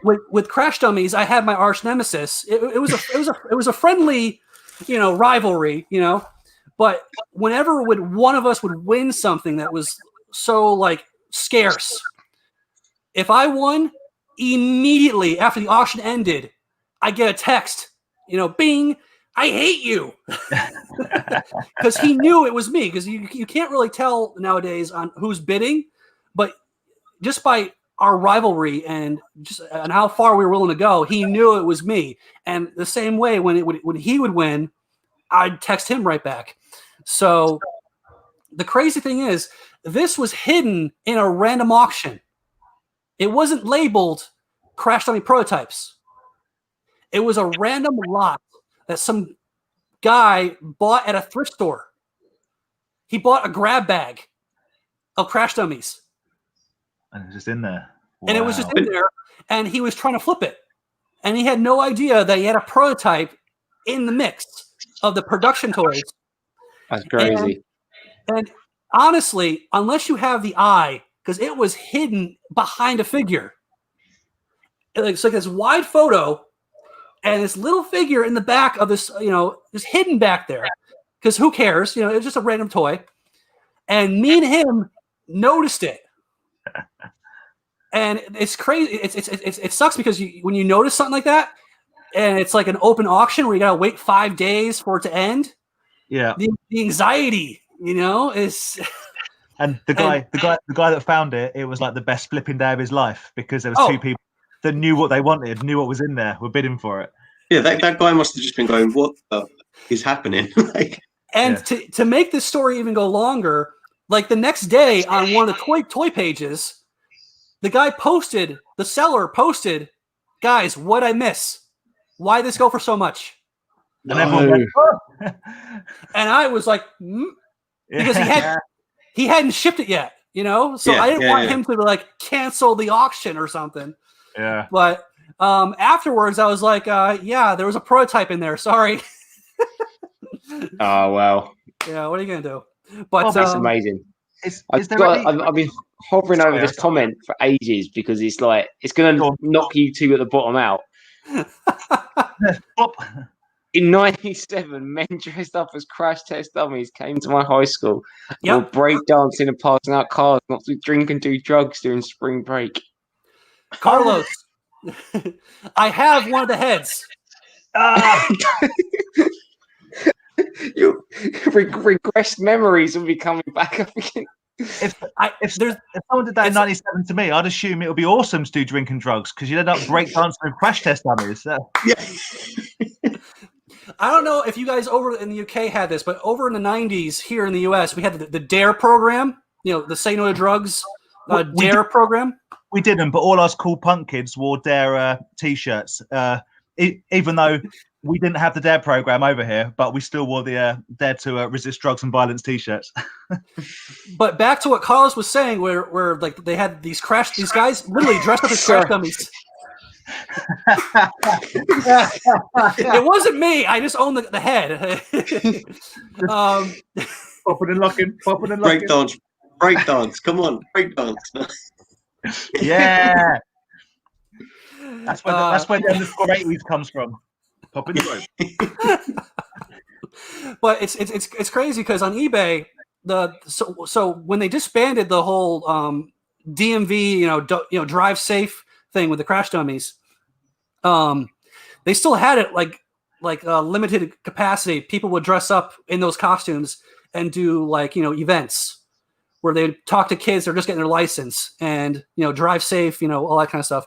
But randomly on eBay, like 5 years ago, the outfits and bits and pieces were for sale, and I bought one of the heads and I went to Comic-Con as a crash dummy. Amazing. People coming up to me asking me to take pictures. It was great. It was awesome. So it's funny that Carlos mentioned that he went to his school because I probably own the actual head that he saw. So all we know is that Carlos had an amazing spring break that week.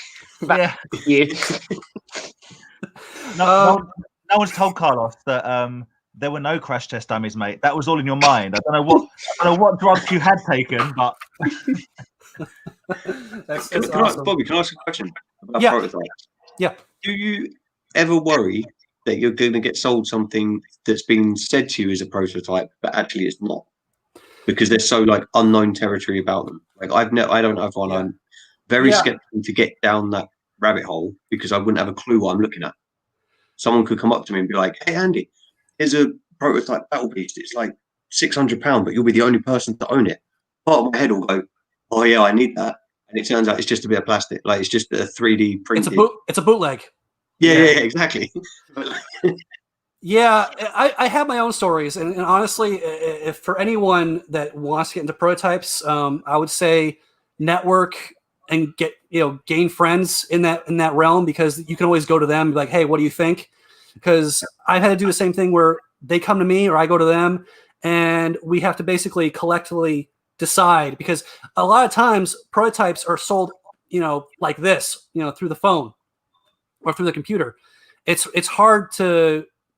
It's a rare situation to be there in person, and then inspect it yourself. But I when I went to Star Wars Celebration, I bought from a dealer what we both thought was a prototype, and it wasn't. It was just a very rare toy. It was still a prototype, but it wasn't unproduced. And that's where the value skews. Because if it was produced, but it's still a prototype, then you pay prototype prices. But if it's unproduced, then you just triple that price, you know? But then it depends on the name. If you're buying something for like Robin Hood, you know, you're not going to pay that much, you know? But if it's Power Rangers or Star Wars, you know, you pay the name, you know? So I bought the dagger for a role play Robin Hood playset. Yeah, I think we saw it at your place. It's very rare because it's a sword and a dagger role play set. And at the time, 3 years ago, I had no idea it existed because it's so rare. So me and the dealer assumed it was unproduced. Yeah. But then, no joke, 2 weeks later, one sold on eBay in the package. And it was produced, but because the plastic was so hard, it wasn't hollow and flimsy, that kids were getting hurt. Okay, it got recalled. It got recalled, and then the whole line got canceled anyway. And so, because of the scarcity and my lack of knowledge, so even with Google, you know, I could have gone Google. I would have still had no clue because it's that rare. There's almost no photos of it. Yeah. So there's always a risk, is what I'm trying to say. Even if you're knowledgeable, there's always a risk of buying something that's not what it seems. The best you can do at the time is ask around and make your own call at the time, but there's always gonna be a risk. I still have one or two things in my collection that I'm stuck with, you know, because a lot of times too is that the dealers will buy the entire collection from an employee. Yeah. And then the employee is either out of the picture or passes on, because by the time that these dealers, they throw it in storage. And then when they have time to get around to it, they'll start rummaging, saying, "Oh, I got to pay the mortgage this month. Oh, let me just randomly grab something and sell it." You know, yeah. The story is gone. The history is gone. They don't want to go back to the employee because they don't want to show them that they got screwed in the deal.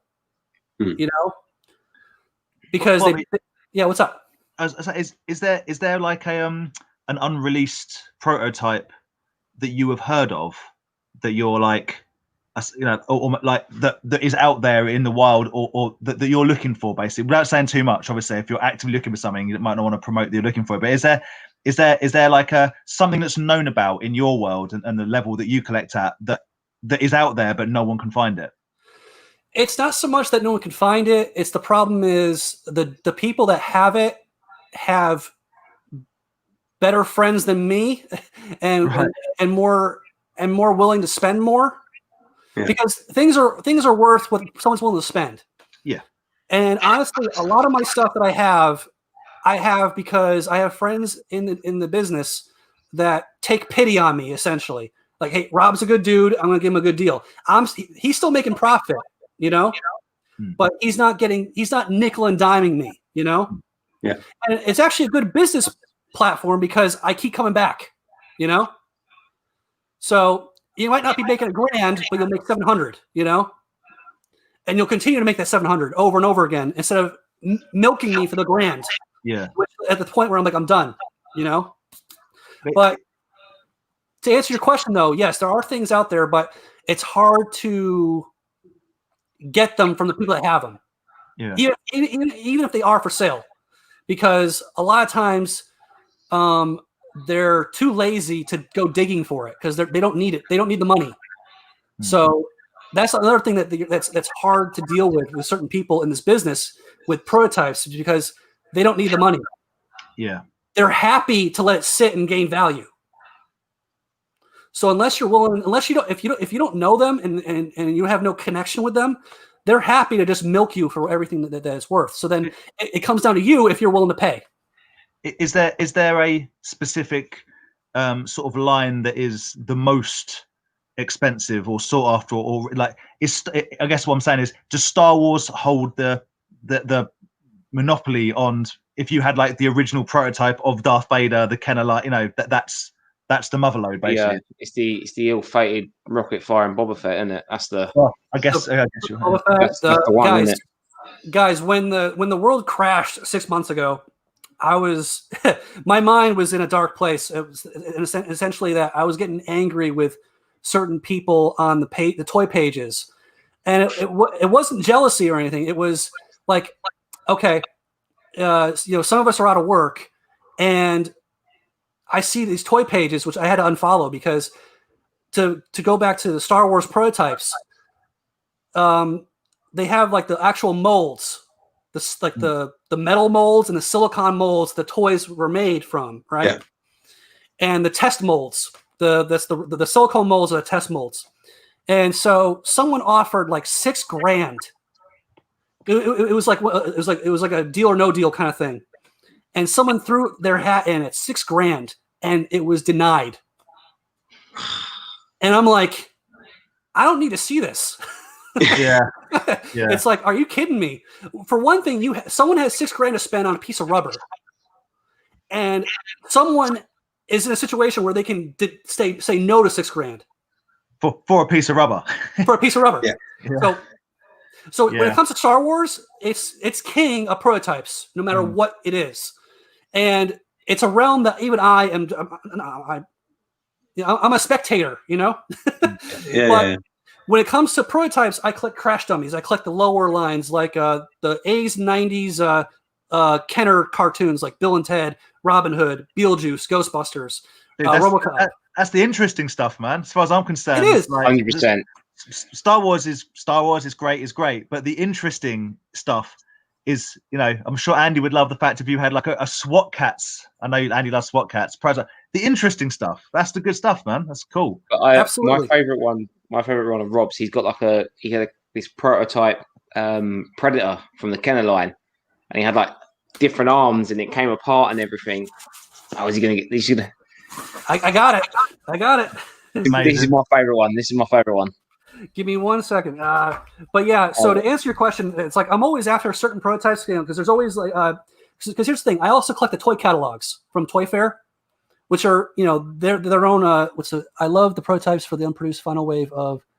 Yeah, the cool thing about superpowers is that the cool thing about today's era is that we're able to make our own toys and make it look good, make it look right. So like 3D printing on eBay, there's a guy that makes the final wave from 3D printing, and it's pretty close just based on photos. So, and for like $20, you can get an unpainted prototype, you know, for superpowers. It's really cool. It's not the real thing, but it's as close as a lot of us will ever get, you know? Yeah.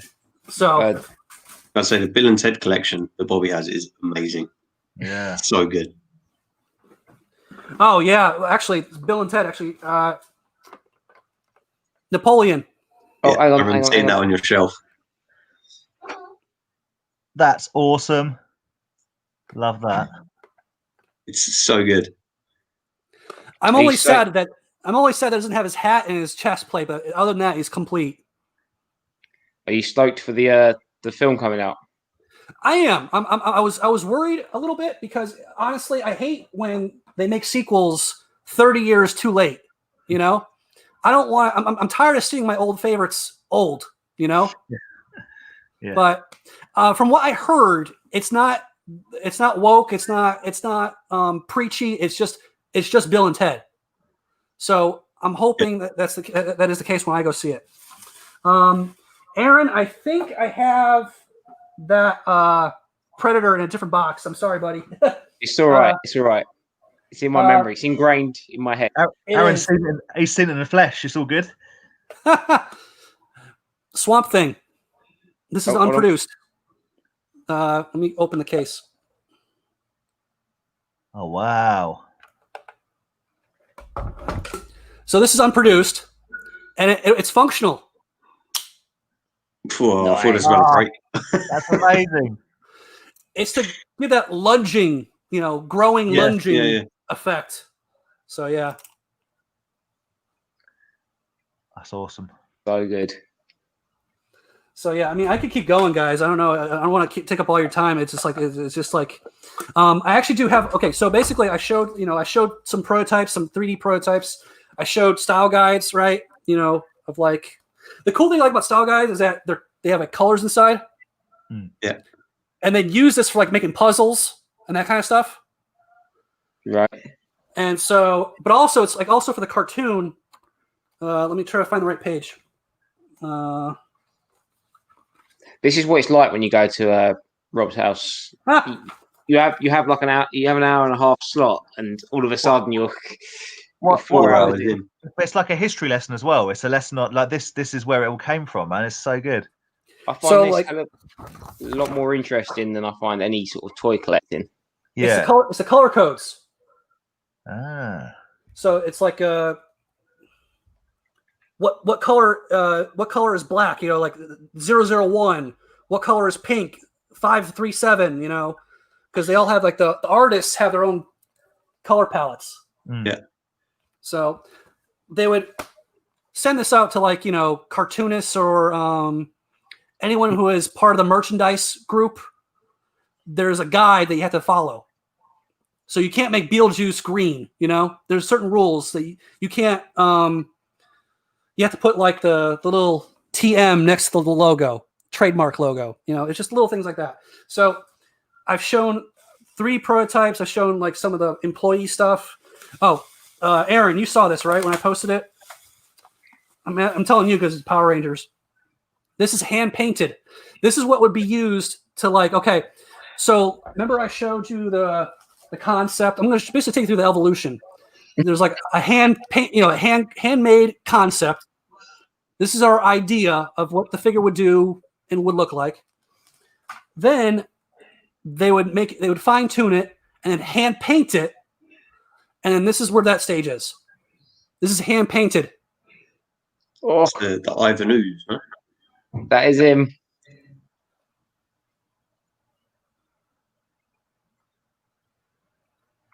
See, that's in that figure that you got there is in that catalog, one of the catalogs you sent me. But obviously, they never made it. They did make them. Did they? They did. I thought I thought he only came out as a Robert Barbieri figure. I'm pretty sure they made this. Now you got me questioning it. Unless it never came out here, because this is the thing, isn't it? Like so many things that you think never got produced. Yeah, so let's say for instance, like I was talking about the Toy Fair catalogs. That's how I know to collect certain things because I see it in the catalog, but I never saw it in stores, and I don't see it on eBay. Yeah. So that's one of the things, Dan, that I focus on is some of my favorite lines of stuff that we almost got, But then I come across stuff that I never knew existed because it was so early when it got canceled. It was never photographed for the catalogs. So. What's up? Just two things. Sorry, Dan. I was going real quick because I keep asking you questions. Quite annoying. Is there a cartoon that you wish had made more? I know we spoke about like DuckTales and whatnot, but is there a cartoon you really feel like missed out on not making figures? I will do that question in two versions. One where there was a toy line that I wish there was a cartoon for, and the other in your question. So. I love Mighty Max, right? But I wish they made actual figures for. Yeah. Right. Yeah. Not just the mini ones. So, because the cartoon was freaking amazing. I love that cartoon. I can still watch it today as an adult and not cringe, because it's not preachy or anything or PSA messages at the end of the cartoon. It was actually a dark cartoon. People are dying in episodes, So that's one thing I wish they made actual figures for. I'm sure I'm going to think of something else that they didn't make toys for at all, but that's what comes to my mind. And then the other side of things, Food Fighters. Yeah. How awesome would it have been to have a cartoon for that? It would have been insane. It would have been awesomely insane. Yeah. I mean, if Mad Balls had a cartoon, why not Food Fighters? Agreed. So, yeah. Welcome, Paul. Paul. Finally, Scavenger. Love this guy. He actually Scavenger actually gave my first he's the first guy who interviewed me for my collection. So really, yeah, he did a whole article. It was awesome. So I appreciate it. What was the question? I didn't see the. I just said it's good to see you. He was just saying. it's good to see you. Likewise, man. Hey, doors open. It's good to see you. Why aren't you returning my calls? Sorry, there was a question from Vintage Toy Rush. Are there any prototypes of the second series of Sectars? Yes. I actually had the blueprints for Stellara at one point. Stellara was, so you know how it is with 80s and 90s toys, where they almost never made the girl figure. You know, we were lucky to get April from Ninja Turtles, but most toy lines, the girl they never got made because boys don't play with girl figures. Whatever. So Stellara, I know people that have the actual prototype for her, and I actually had the blueprints, but I needed money for some other prototype.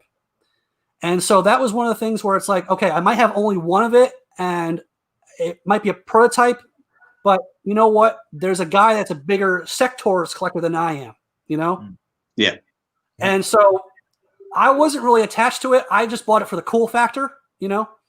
So it was a win-win where I was able to buy something that I didn't have for like Ghostbusters. And he was able to get something more for Sectors that is more his thing. And he actually has the prototype for the figure, the actual figure. So he is in a rare situation where he can have the blueprint framed with the figure. With the figure, yeah. It's cool. So, it was a win-win in that situation. So yes, they do have the prototypes do exist. Is what I'm trying to say. So, for Sectors, wasn't they were going to make did they make a big hive for it, or was that? Yeah, it exists. It's just very pricey. It exists. That's one place that you don't have, right? I don't. It's one of those things where I wait too long. You know, I could still get it. Let's put it this way: if I just slow down, and then I'll get it at some point.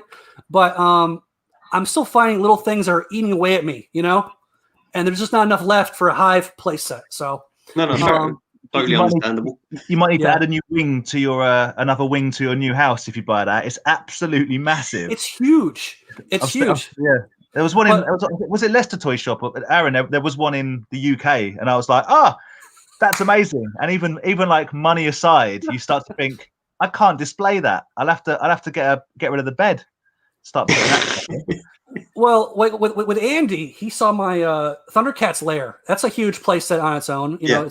And I was very lucky that it fit in my display case because I have another rare play set, the Ghost Command from Filmation's Ghostbusters. Oh, okay. Which is a rare, expensive toy, and it's hard to complete because, for one thing, it's very brittle. The plastic is very brittle, and it has a lot of little pieces that you would never, if you found it randomly in a bin, you would never associate it with Ghostbusters, if that makes any sense. Yeah.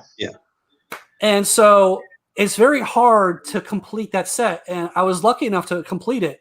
And I have a story that goes along with that real quick that almost never happens.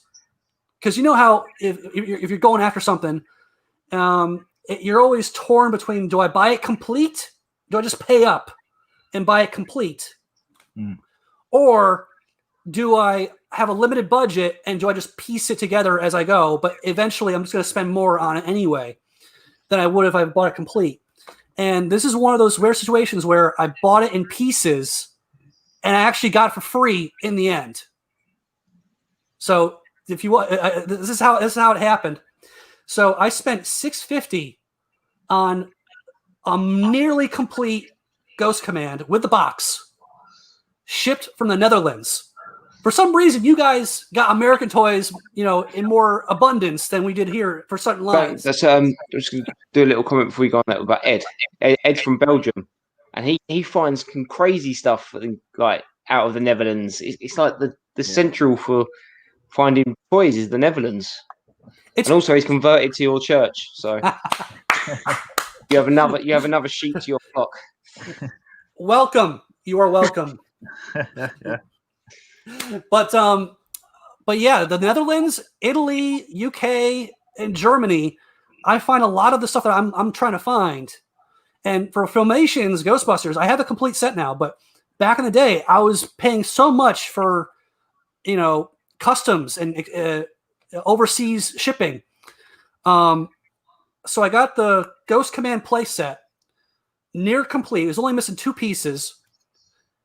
And actually, no, it was missing 1 piece. And I actually had to buy a whole nother playset to get that 1 piece.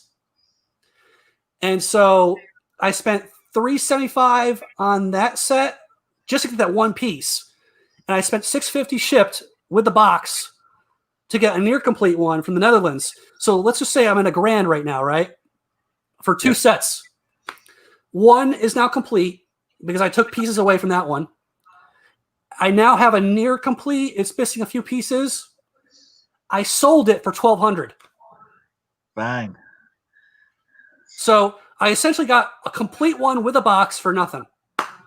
Well, and that's never happens. Never happens. That's the dream. That's the dream. That's the dream itself. Yeah. Yeah. That is the dream. And honestly, guys, because you sell it at the toy shows, that it's so much awesome when you can buy what you're looking for with your play money. You sold something for more than what you paid for it, and now you have play money to buy what you want. Yeah. I need to get on that bandwagon because everything I have is straight out of pocket almost. I'm never at a point where I could save up enough to buy a collection to flip. I'm not. I need to just slow down and then be smart. It's a hard grind. It is. It'll be a hard grind. It's hard because when I'm trying to stop, people are calling me. Hey Rob, look what I found. Hey Rob, look at this. Look at this. And because you collect so much stuff, I'm not the biggest Ghostbusters fan, but your room that was dedicated to Ghostbusters, just the toys aside, the food containers, was it Hick High C or something? The juice drinks? Yeah, Ecto Cooler. Yeah. You had cartons from different countries, from different it's not, so there's no wonder people message you. I'm still trying to find one thing that I can add to your collection. Oh, hang on. Right, there you go. Yeah. Mate. Chocolate bars and the Slimer Chewy bar. This is from you guys. This is your stuff. It's when you get people from the UK messaging you about skateboards.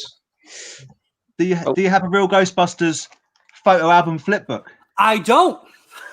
Now this is from my literally this was my childhood flip book, as you can see, because there I am as a child, and there's my guinea pig in an Action Man. That's awesome. If you don't have this, dude, I'll speak to Aaron and we'll get it over to you. Honestly, because you tell me it's your childhood thing, I don't know if I want to take it from you, dude. I don't need it. My house is a monument to stuff. It literally holds photos. They can go in someone else, but I know we would, because I think Aaron had I want to say a bin or some crazy stuff that you didn't have with regards to Ghostbusters. So yeah, man, we'll get that over to you for sure. Yeah, okay, but you can keep the photos though. The photos are yours. Well, we'll keep some. You might slide a few. I'll leave some special ones in for you. You can see see me in my homemade Crash Test Dummies head, but nothing else. That's freaking awesome, guys. That's freaking Slimer. But yeah, so I forgot what we were talking about, but yeah, it's just it's hard because even right now in my current situation. Oh, how's it going? We got more people joining. Awesome. I have to get to that point where honestly, I am getting to that point where what's left to collect kind of thing for me, but I'm still finding every once in a while something I will never find again. And so that's where I have to get it, because I hate that. Don't you hate that feeling where you're like, okay, yeah, you think you'll find it again, but you never do? Or that must be hard for you, like you said about kind of maybe slowing down or sort of redirecting focus. But if someone comes up to you, as they would do, because your collection is so epic and known, that someone goes, dude, there's 3 of these in existence. Do you want one of them? It's like, well, if not then when, Exactly. And honestly, I've come across so many things. since March to now, like almost everything I bought is one of those items where it's like, I'll never see it again kind of thing, or I'll never see it at that price again.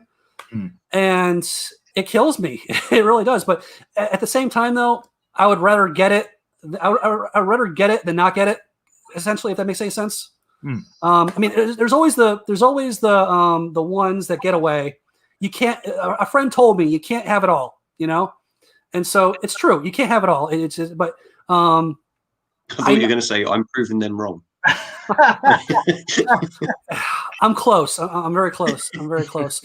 But actually, here's something for people ask me, what don't you collect? And it's like, honestly, there's a lot that I don't have in my collection. It's just that even though I do have a broad range, but I was born in late '84, so my cartoons were late '80s, early '90s, and so I never got into G.I. Joe. You know, I have no nostalgia connection to G.I. Joe, so I don't collect it. I was going to ask if you had a USS flag and where would you put that, but I was tempted. There was actually a guy locally that was selling one for reasonable, price, because you don't want to pay shipping for that thing, But it was. I do have certain things that are like the cool factor or the bragging rights factor, but most of this stuff I have an actual connection to, or I actually do want. But the flag would have been one of those things where it's like, okay, I have it just to have it, Yeah. And those are the kind of things that get put to the wayside if I find something at the same time that I do want, and I have no money for both. So, a flag would be nice, only because not because it's G.I. Joe, but for a collection of rare play sets. It's just so impressive. I mean, am I right in saying it is? I mean, I know Eternia is. It's a table. It's the biggest single toy ever commercially manufactured. I believe that's correct, but yeah, it is. It's like 6 foot. I wouldn't be surprised if there'll be a remake for the HasLab or something next. You know what? They made the sail barge for Star Wars, so I wouldn't put it past them. Yeah. I wouldn't put it past them. That Unicron was massive as well, wasn't it? The what was? Unicron from Transformers. Oh yeah, it was. Unicron was massive. I'm not getting the new Sentinel from Hasbro Pulse. I can't do it because here's the thing. It looks awesome. The new Sentinel for X-Men. It looks awesome, but $350 for one of them. And I'm an army builder. And I can't do it. What you were gonna say? Yeah, I can't do it. So I'm gonna have to be happy with my Toy Biz army, of the Sentinels. So it's just like, or you get it and you just put the Master Builder head on it, and he can be the one that makes them all. You know what? I could make it's a lot of money, but for material, but I could copy the stupid thing. I could put it in a mold. I can make a mold for it, and then inject resin, and then. But here's the thing: you gotta take it apart, and then you gotta make every individual piece. But you know what? There's people right now that are making 3D printed Sentinels, and they look awesome. So, depending on what your means are and your budget, or how creative you can be, you can have your army of Sentinels without buying $350 a piece for the Hasbro version. So whatever floats your boat. So it's impressive. It's crazy how I just more than the toy itself is how it just exploded, like hit every single tier. It was when it got announced. It was more fun sitting on the website watching it like ding ding ding, like every, and within like the space of a day it already hit its first tier target. Oh, absolutely! It's awesome that they're able to fund it or justify it. I still don't understand what happened in the same situation back in the early 2000s when Matty Collector had Ghostbusters toys, and they're trying to raise money for the Ecto-1. Like, I don't understand how that did not make its goal.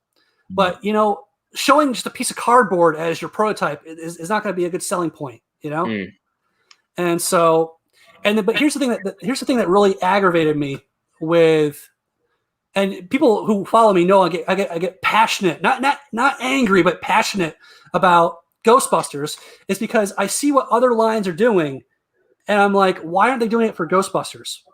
And it's the same company too. So, perfect example. Mattel, who had the rights to Ghostbusters at the time, came out with the 1960s Batmobile for Adam West. They had the figures that fit in the Batmobile, and the Batmobile was just a shell for $30. It was this big. I think that's the one that guy had at the boot fair. Yeah, You're right. Yeah, it was this big, and it was at Walmart and Toys R Us for $30.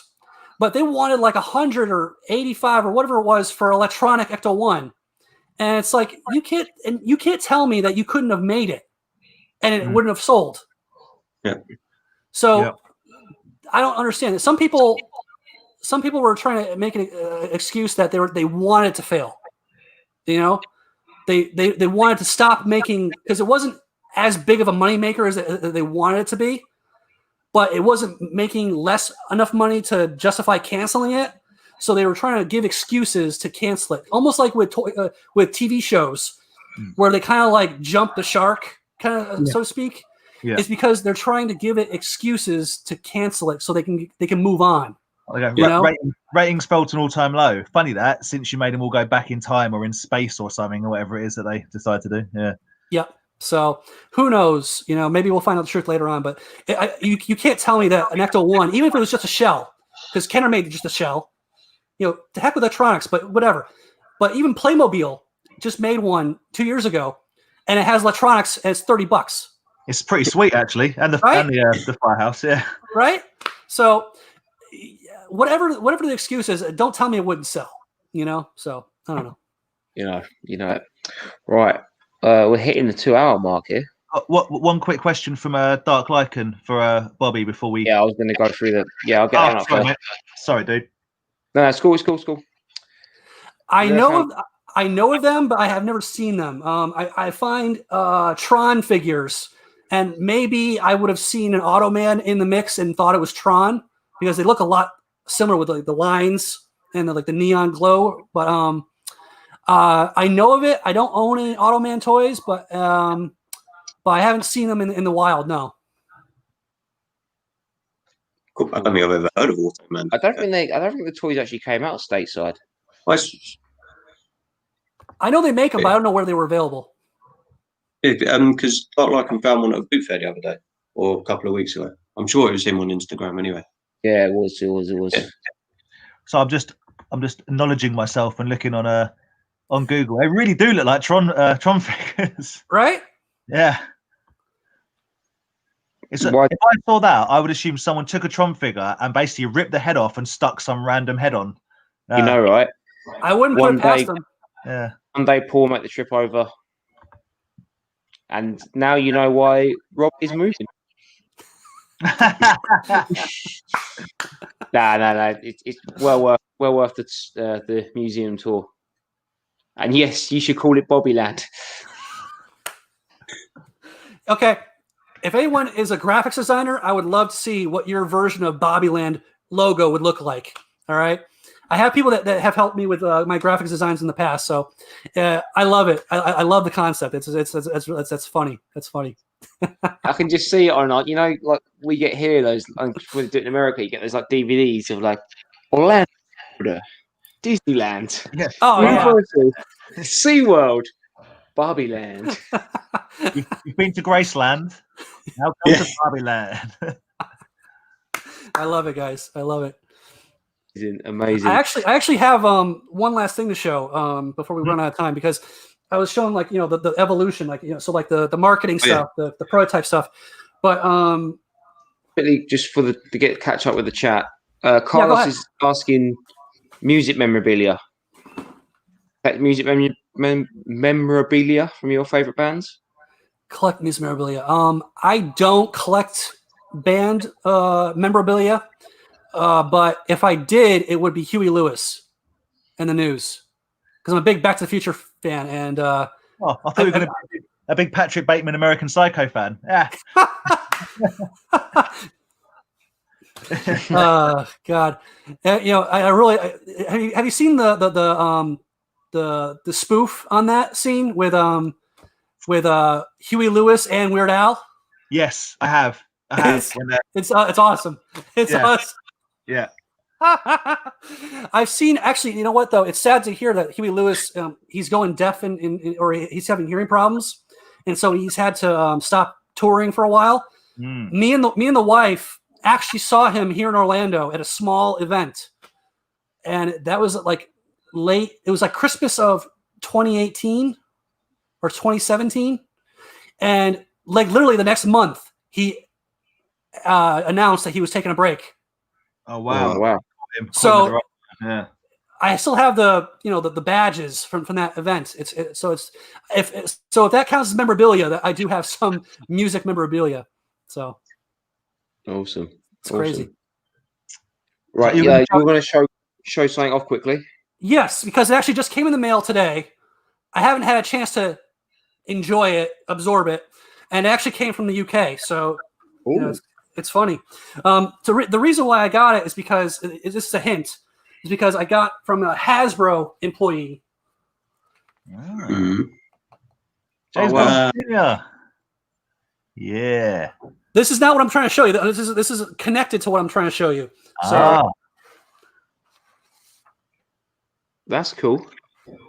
All right. And so you see it, master logo. Yeah. Okay. This is how it was shipped in a bigger package, but yeah, so surely it wasn't just sent in a floppy envelope. Oh yeah. I'm gonna do the reveal. Drum roll. Oh wow. Oh, is that like an original cell? Yes. That's cool. This is a concept. Wow. That's all. So that's all hand drawn. It's hand painted. Yeah, sorry, hand painted. That's amazing. Cool. Because this is not what he looks like on the carded figure, like the artwork. He's a lot younger. If that's meant to be James Bond Jr. His nephew or something. Right. Yeah. So, but yeah, this is a concept of what would be on the if you go on eBay, Dan, and you look at the carded figure of James Bond Jr. Yeah. It's the same kind of pose. Yeah. But it's not this artwork. Yeah. So time to frame it. Yeah, absolutely. So that was the concept artwork, just one option. And that's awesome. Really good. Love that. You get the best stuff. He does get the best stuff. I have little snippets from here and there, like I don't have everything of one line, because I do know people. I do know people like with Ghostbusters that have piles of stuff like this. Yeah. Because they got it directly from the source. When you try to get it from a dealer, you can't afford every single one. But if you get it from an employee who thinks nothing of it, you can get a good deal. But I think you're always better. I think if you had 50 of the same thing, it's like it doesn't cheapen it, but it makes it less special. Yeah, so I agree. So I have a little bit of this from different franchises, just little snippets, little taste, like samples, 100%. Oh man, I've got a couple of questions that I wanted to ask. Okay. Before we wrap it up, and I'm gonna name drop a little bit here. So, what was it like filming The Toy Hunter? Honestly, it was a lot of fun. It really was. And what was Jordan Hembrow like? As in, he is just like how he is on TV. He's energetic, He did try to buy a few things for me. Some stuff I couldn't sell because he's trying to buy from me so he could sell for more money. Yeah. And the problem is he caught me at the time where most of my stuff, even though I have something old, I bought it recently. So I paid recent prices. So I just couldn't justify selling it to him at a loss. But he did buy a few things for me off camera. And then it was funny. I saw it because here's the thing. I paid not much for it, like $20. And he maybe spent $50 on it. So either way, it's a win-win, Mm-hmm. And then literally, for those who don't know, it was for the Halloween episode of Toy Hunter. It was called the Toy Haunter. And so that was back in 2013 and in like May. And like October of that year, I went to New York Comic-Con and he had a booth there. And it was funny because while we were filming, he had all this camera crew and producers trying to keep track of his makeup kit, his little powder kit, and he left it at my house. And so after like the entire day we're filming, they're always like worried about all these little things he's going to leave behind because he keeps leaving it, because Jordan would grab it, put it down, and forget about it. I actually give it back to him at New York Comic Con. It was a fun little, inside joke kind of thing, He's a very nice guy, but he's a dealer. So you're going to deal with that mentality where, how you deal with any dealer. So I have nothing bad to say about Jordan. Him and the film crew are very awesome to work with. But, there are points where it's like, it's a business, so you got to approach him. Sometimes it was, for me, it was hard to know, am I talking to Jordan or am I talking to Jordan, the dealer? Yeah. Mm-hmm. So, and I find that a lot of that with a lot of people, like with employees and people that were, so like with my Ghostbusters project, with the pilot that I restored, I talked to the original director, and I'm almost like on eggshells. Like, how do I approach him? I don't want to come off too strong, like your cartoon is awesome. I love it. You made my childhood, like you're trying to keep your composure. You don't want to scare them off. And the same thing with dealers. You don't want to come on too strong, or you don't want to lowball them to the point where they don't want to talk to you. So with Jordan and with other people that are at that level, I'm always like on eggshells at first on how to approach them, but he was a very cool dude. Did you have to get in touch with them about selling stuff, or did they get in touch with you? Yeah, so when Toy Hunter Season 1 came out and Season 2 was starting, I actually emailed the producer, like whatever, if you want to come to our show, email us at ... whatever. And they got back to me because I showed them photos. And at the time, here's the thing, I wish we could have done the episode now when everything was on display, because I have so much more rare stuff and just stuff in general, and it's there on display. But here's the thing, I was living at home, and I had all my stuff in bins because I was buying it when the deal was there, And so I was in my mind, one day I'll have room for this mentality. I don't want to spend twice as much later. I'm going to get it now and I'll throw it in a bin.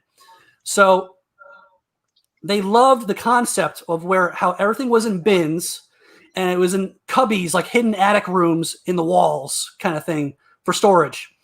And so they love that kind of concept of my location so that they can force Jordan to get on his hands and knees, put on a little light cap, and hunt for the toys to see what I have. So that, I think, it was more so that than what I actually had that what brought them to my house. That's amazing. Awesome. And also you're in Plastic Crack as well on Amazon. Yes, that's actually, Amazon. I wish it wasn't something that you had to pay for, because I think that's what's kind of hurting it. I would have said the same. It's unfortunate. It's touch and go, because the guy who makes it is all out of pocket. He made the show out of pocket, so him and Amazon have to make their money. I understand, but I wish there was a bigger deal that could have been made where it's included with people that pay for Amazon Prime already.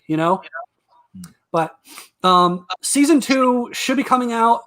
He got a lot of feedback from Season 1, and so he's retooling how he's editing Season 2. And plus, he's also getting more stuff to show in Season 2. So that's why there's such a big delay. Right. But there was actually a third show that a guy in Australia who follows me, and he's actually a producer and that kind of stuff. He came to the house and was filming a pilot for his series, and he was trying to sell it to Hulu or Netflix or whatever, and it didn't get picked up. And it's a shame because it was a different twist on the collecting theme, Right. So, but yeah, so far 2 shows, Plastic Crack and Toy Hunter. It's been fun. I don't show it to brag. I hope I don't come across, look what I got. Look what I got. No. So it's just there. I'm just there to show, like, listen, it exists and it's appreciated. It's not like with some people that I dislike or disapprove of hoarders, where they buy it just to have it and they throw it in a bin.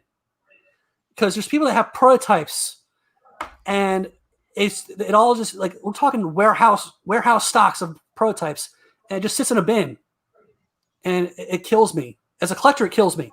So, but yeah. So Toy Hunter and Plastic Crack, was fun to be on. I hope to be on more because it gives them, because they have the outlet, they have the platform to get it out there. I have a small YouTube page, I have a small Instagram page, Facebook page, but being on those toy shows, it allows me to at least show people more and be like, show them things that they didn't even know existed, which is kind of cool. There's your YouTube right there. Yes, I just started. Honestly, it's going to grow as it goes. So get subscribing, guys. Get subscribing. 100%. Hey, cross promotion. I love it. 100%. No, it's well worth it. Well worth it. And it's just normal toy talk. That's what we love. Yeah, it's not like I'm trying to sell you something. It's not like I have a face on where it's like, go to Playmates. They got awesome stuff. It's just like I give an honest review of what I like and what I don't like about it. So it's awesome. And all those big name shows that you've been on, you've now been on Toy Division, the biggest of them all. 100%. 100%, guys. Such strong budget for this show, honestly. I know, right? You missed spreadsheet episodes. That was the best one. The spreadsheet episode is going to go down in sort of folklore, I think, between people who watch this show and be like, do you remember that time? Remember that time they tried to do a spreadsheet? We got a spreadsheet up just to try and make something happen, and like the sharing thing on it just kept crashing the stream. It was the program's fault, wasn't it? All right. I got to see the link now. So after this, you better send me the link. Because I will. Well, right. We'll wrap it up here because we're at 2 hours 10, nearly 2 hours 12. Great shoot. Rob, thank you so much for appearing. We appreciate it, man. I got time, guys. I got time. You can talk for. Well, I was going to say maybe we can get Bobby back for a part 2. Yeah, 100%. Yeah. So for everyone that's watching, I mean, if you got questions, save them, and then if I come back, if they allow me to come back, I'll be happy to answer any questions you got. So. Yeah, 100%.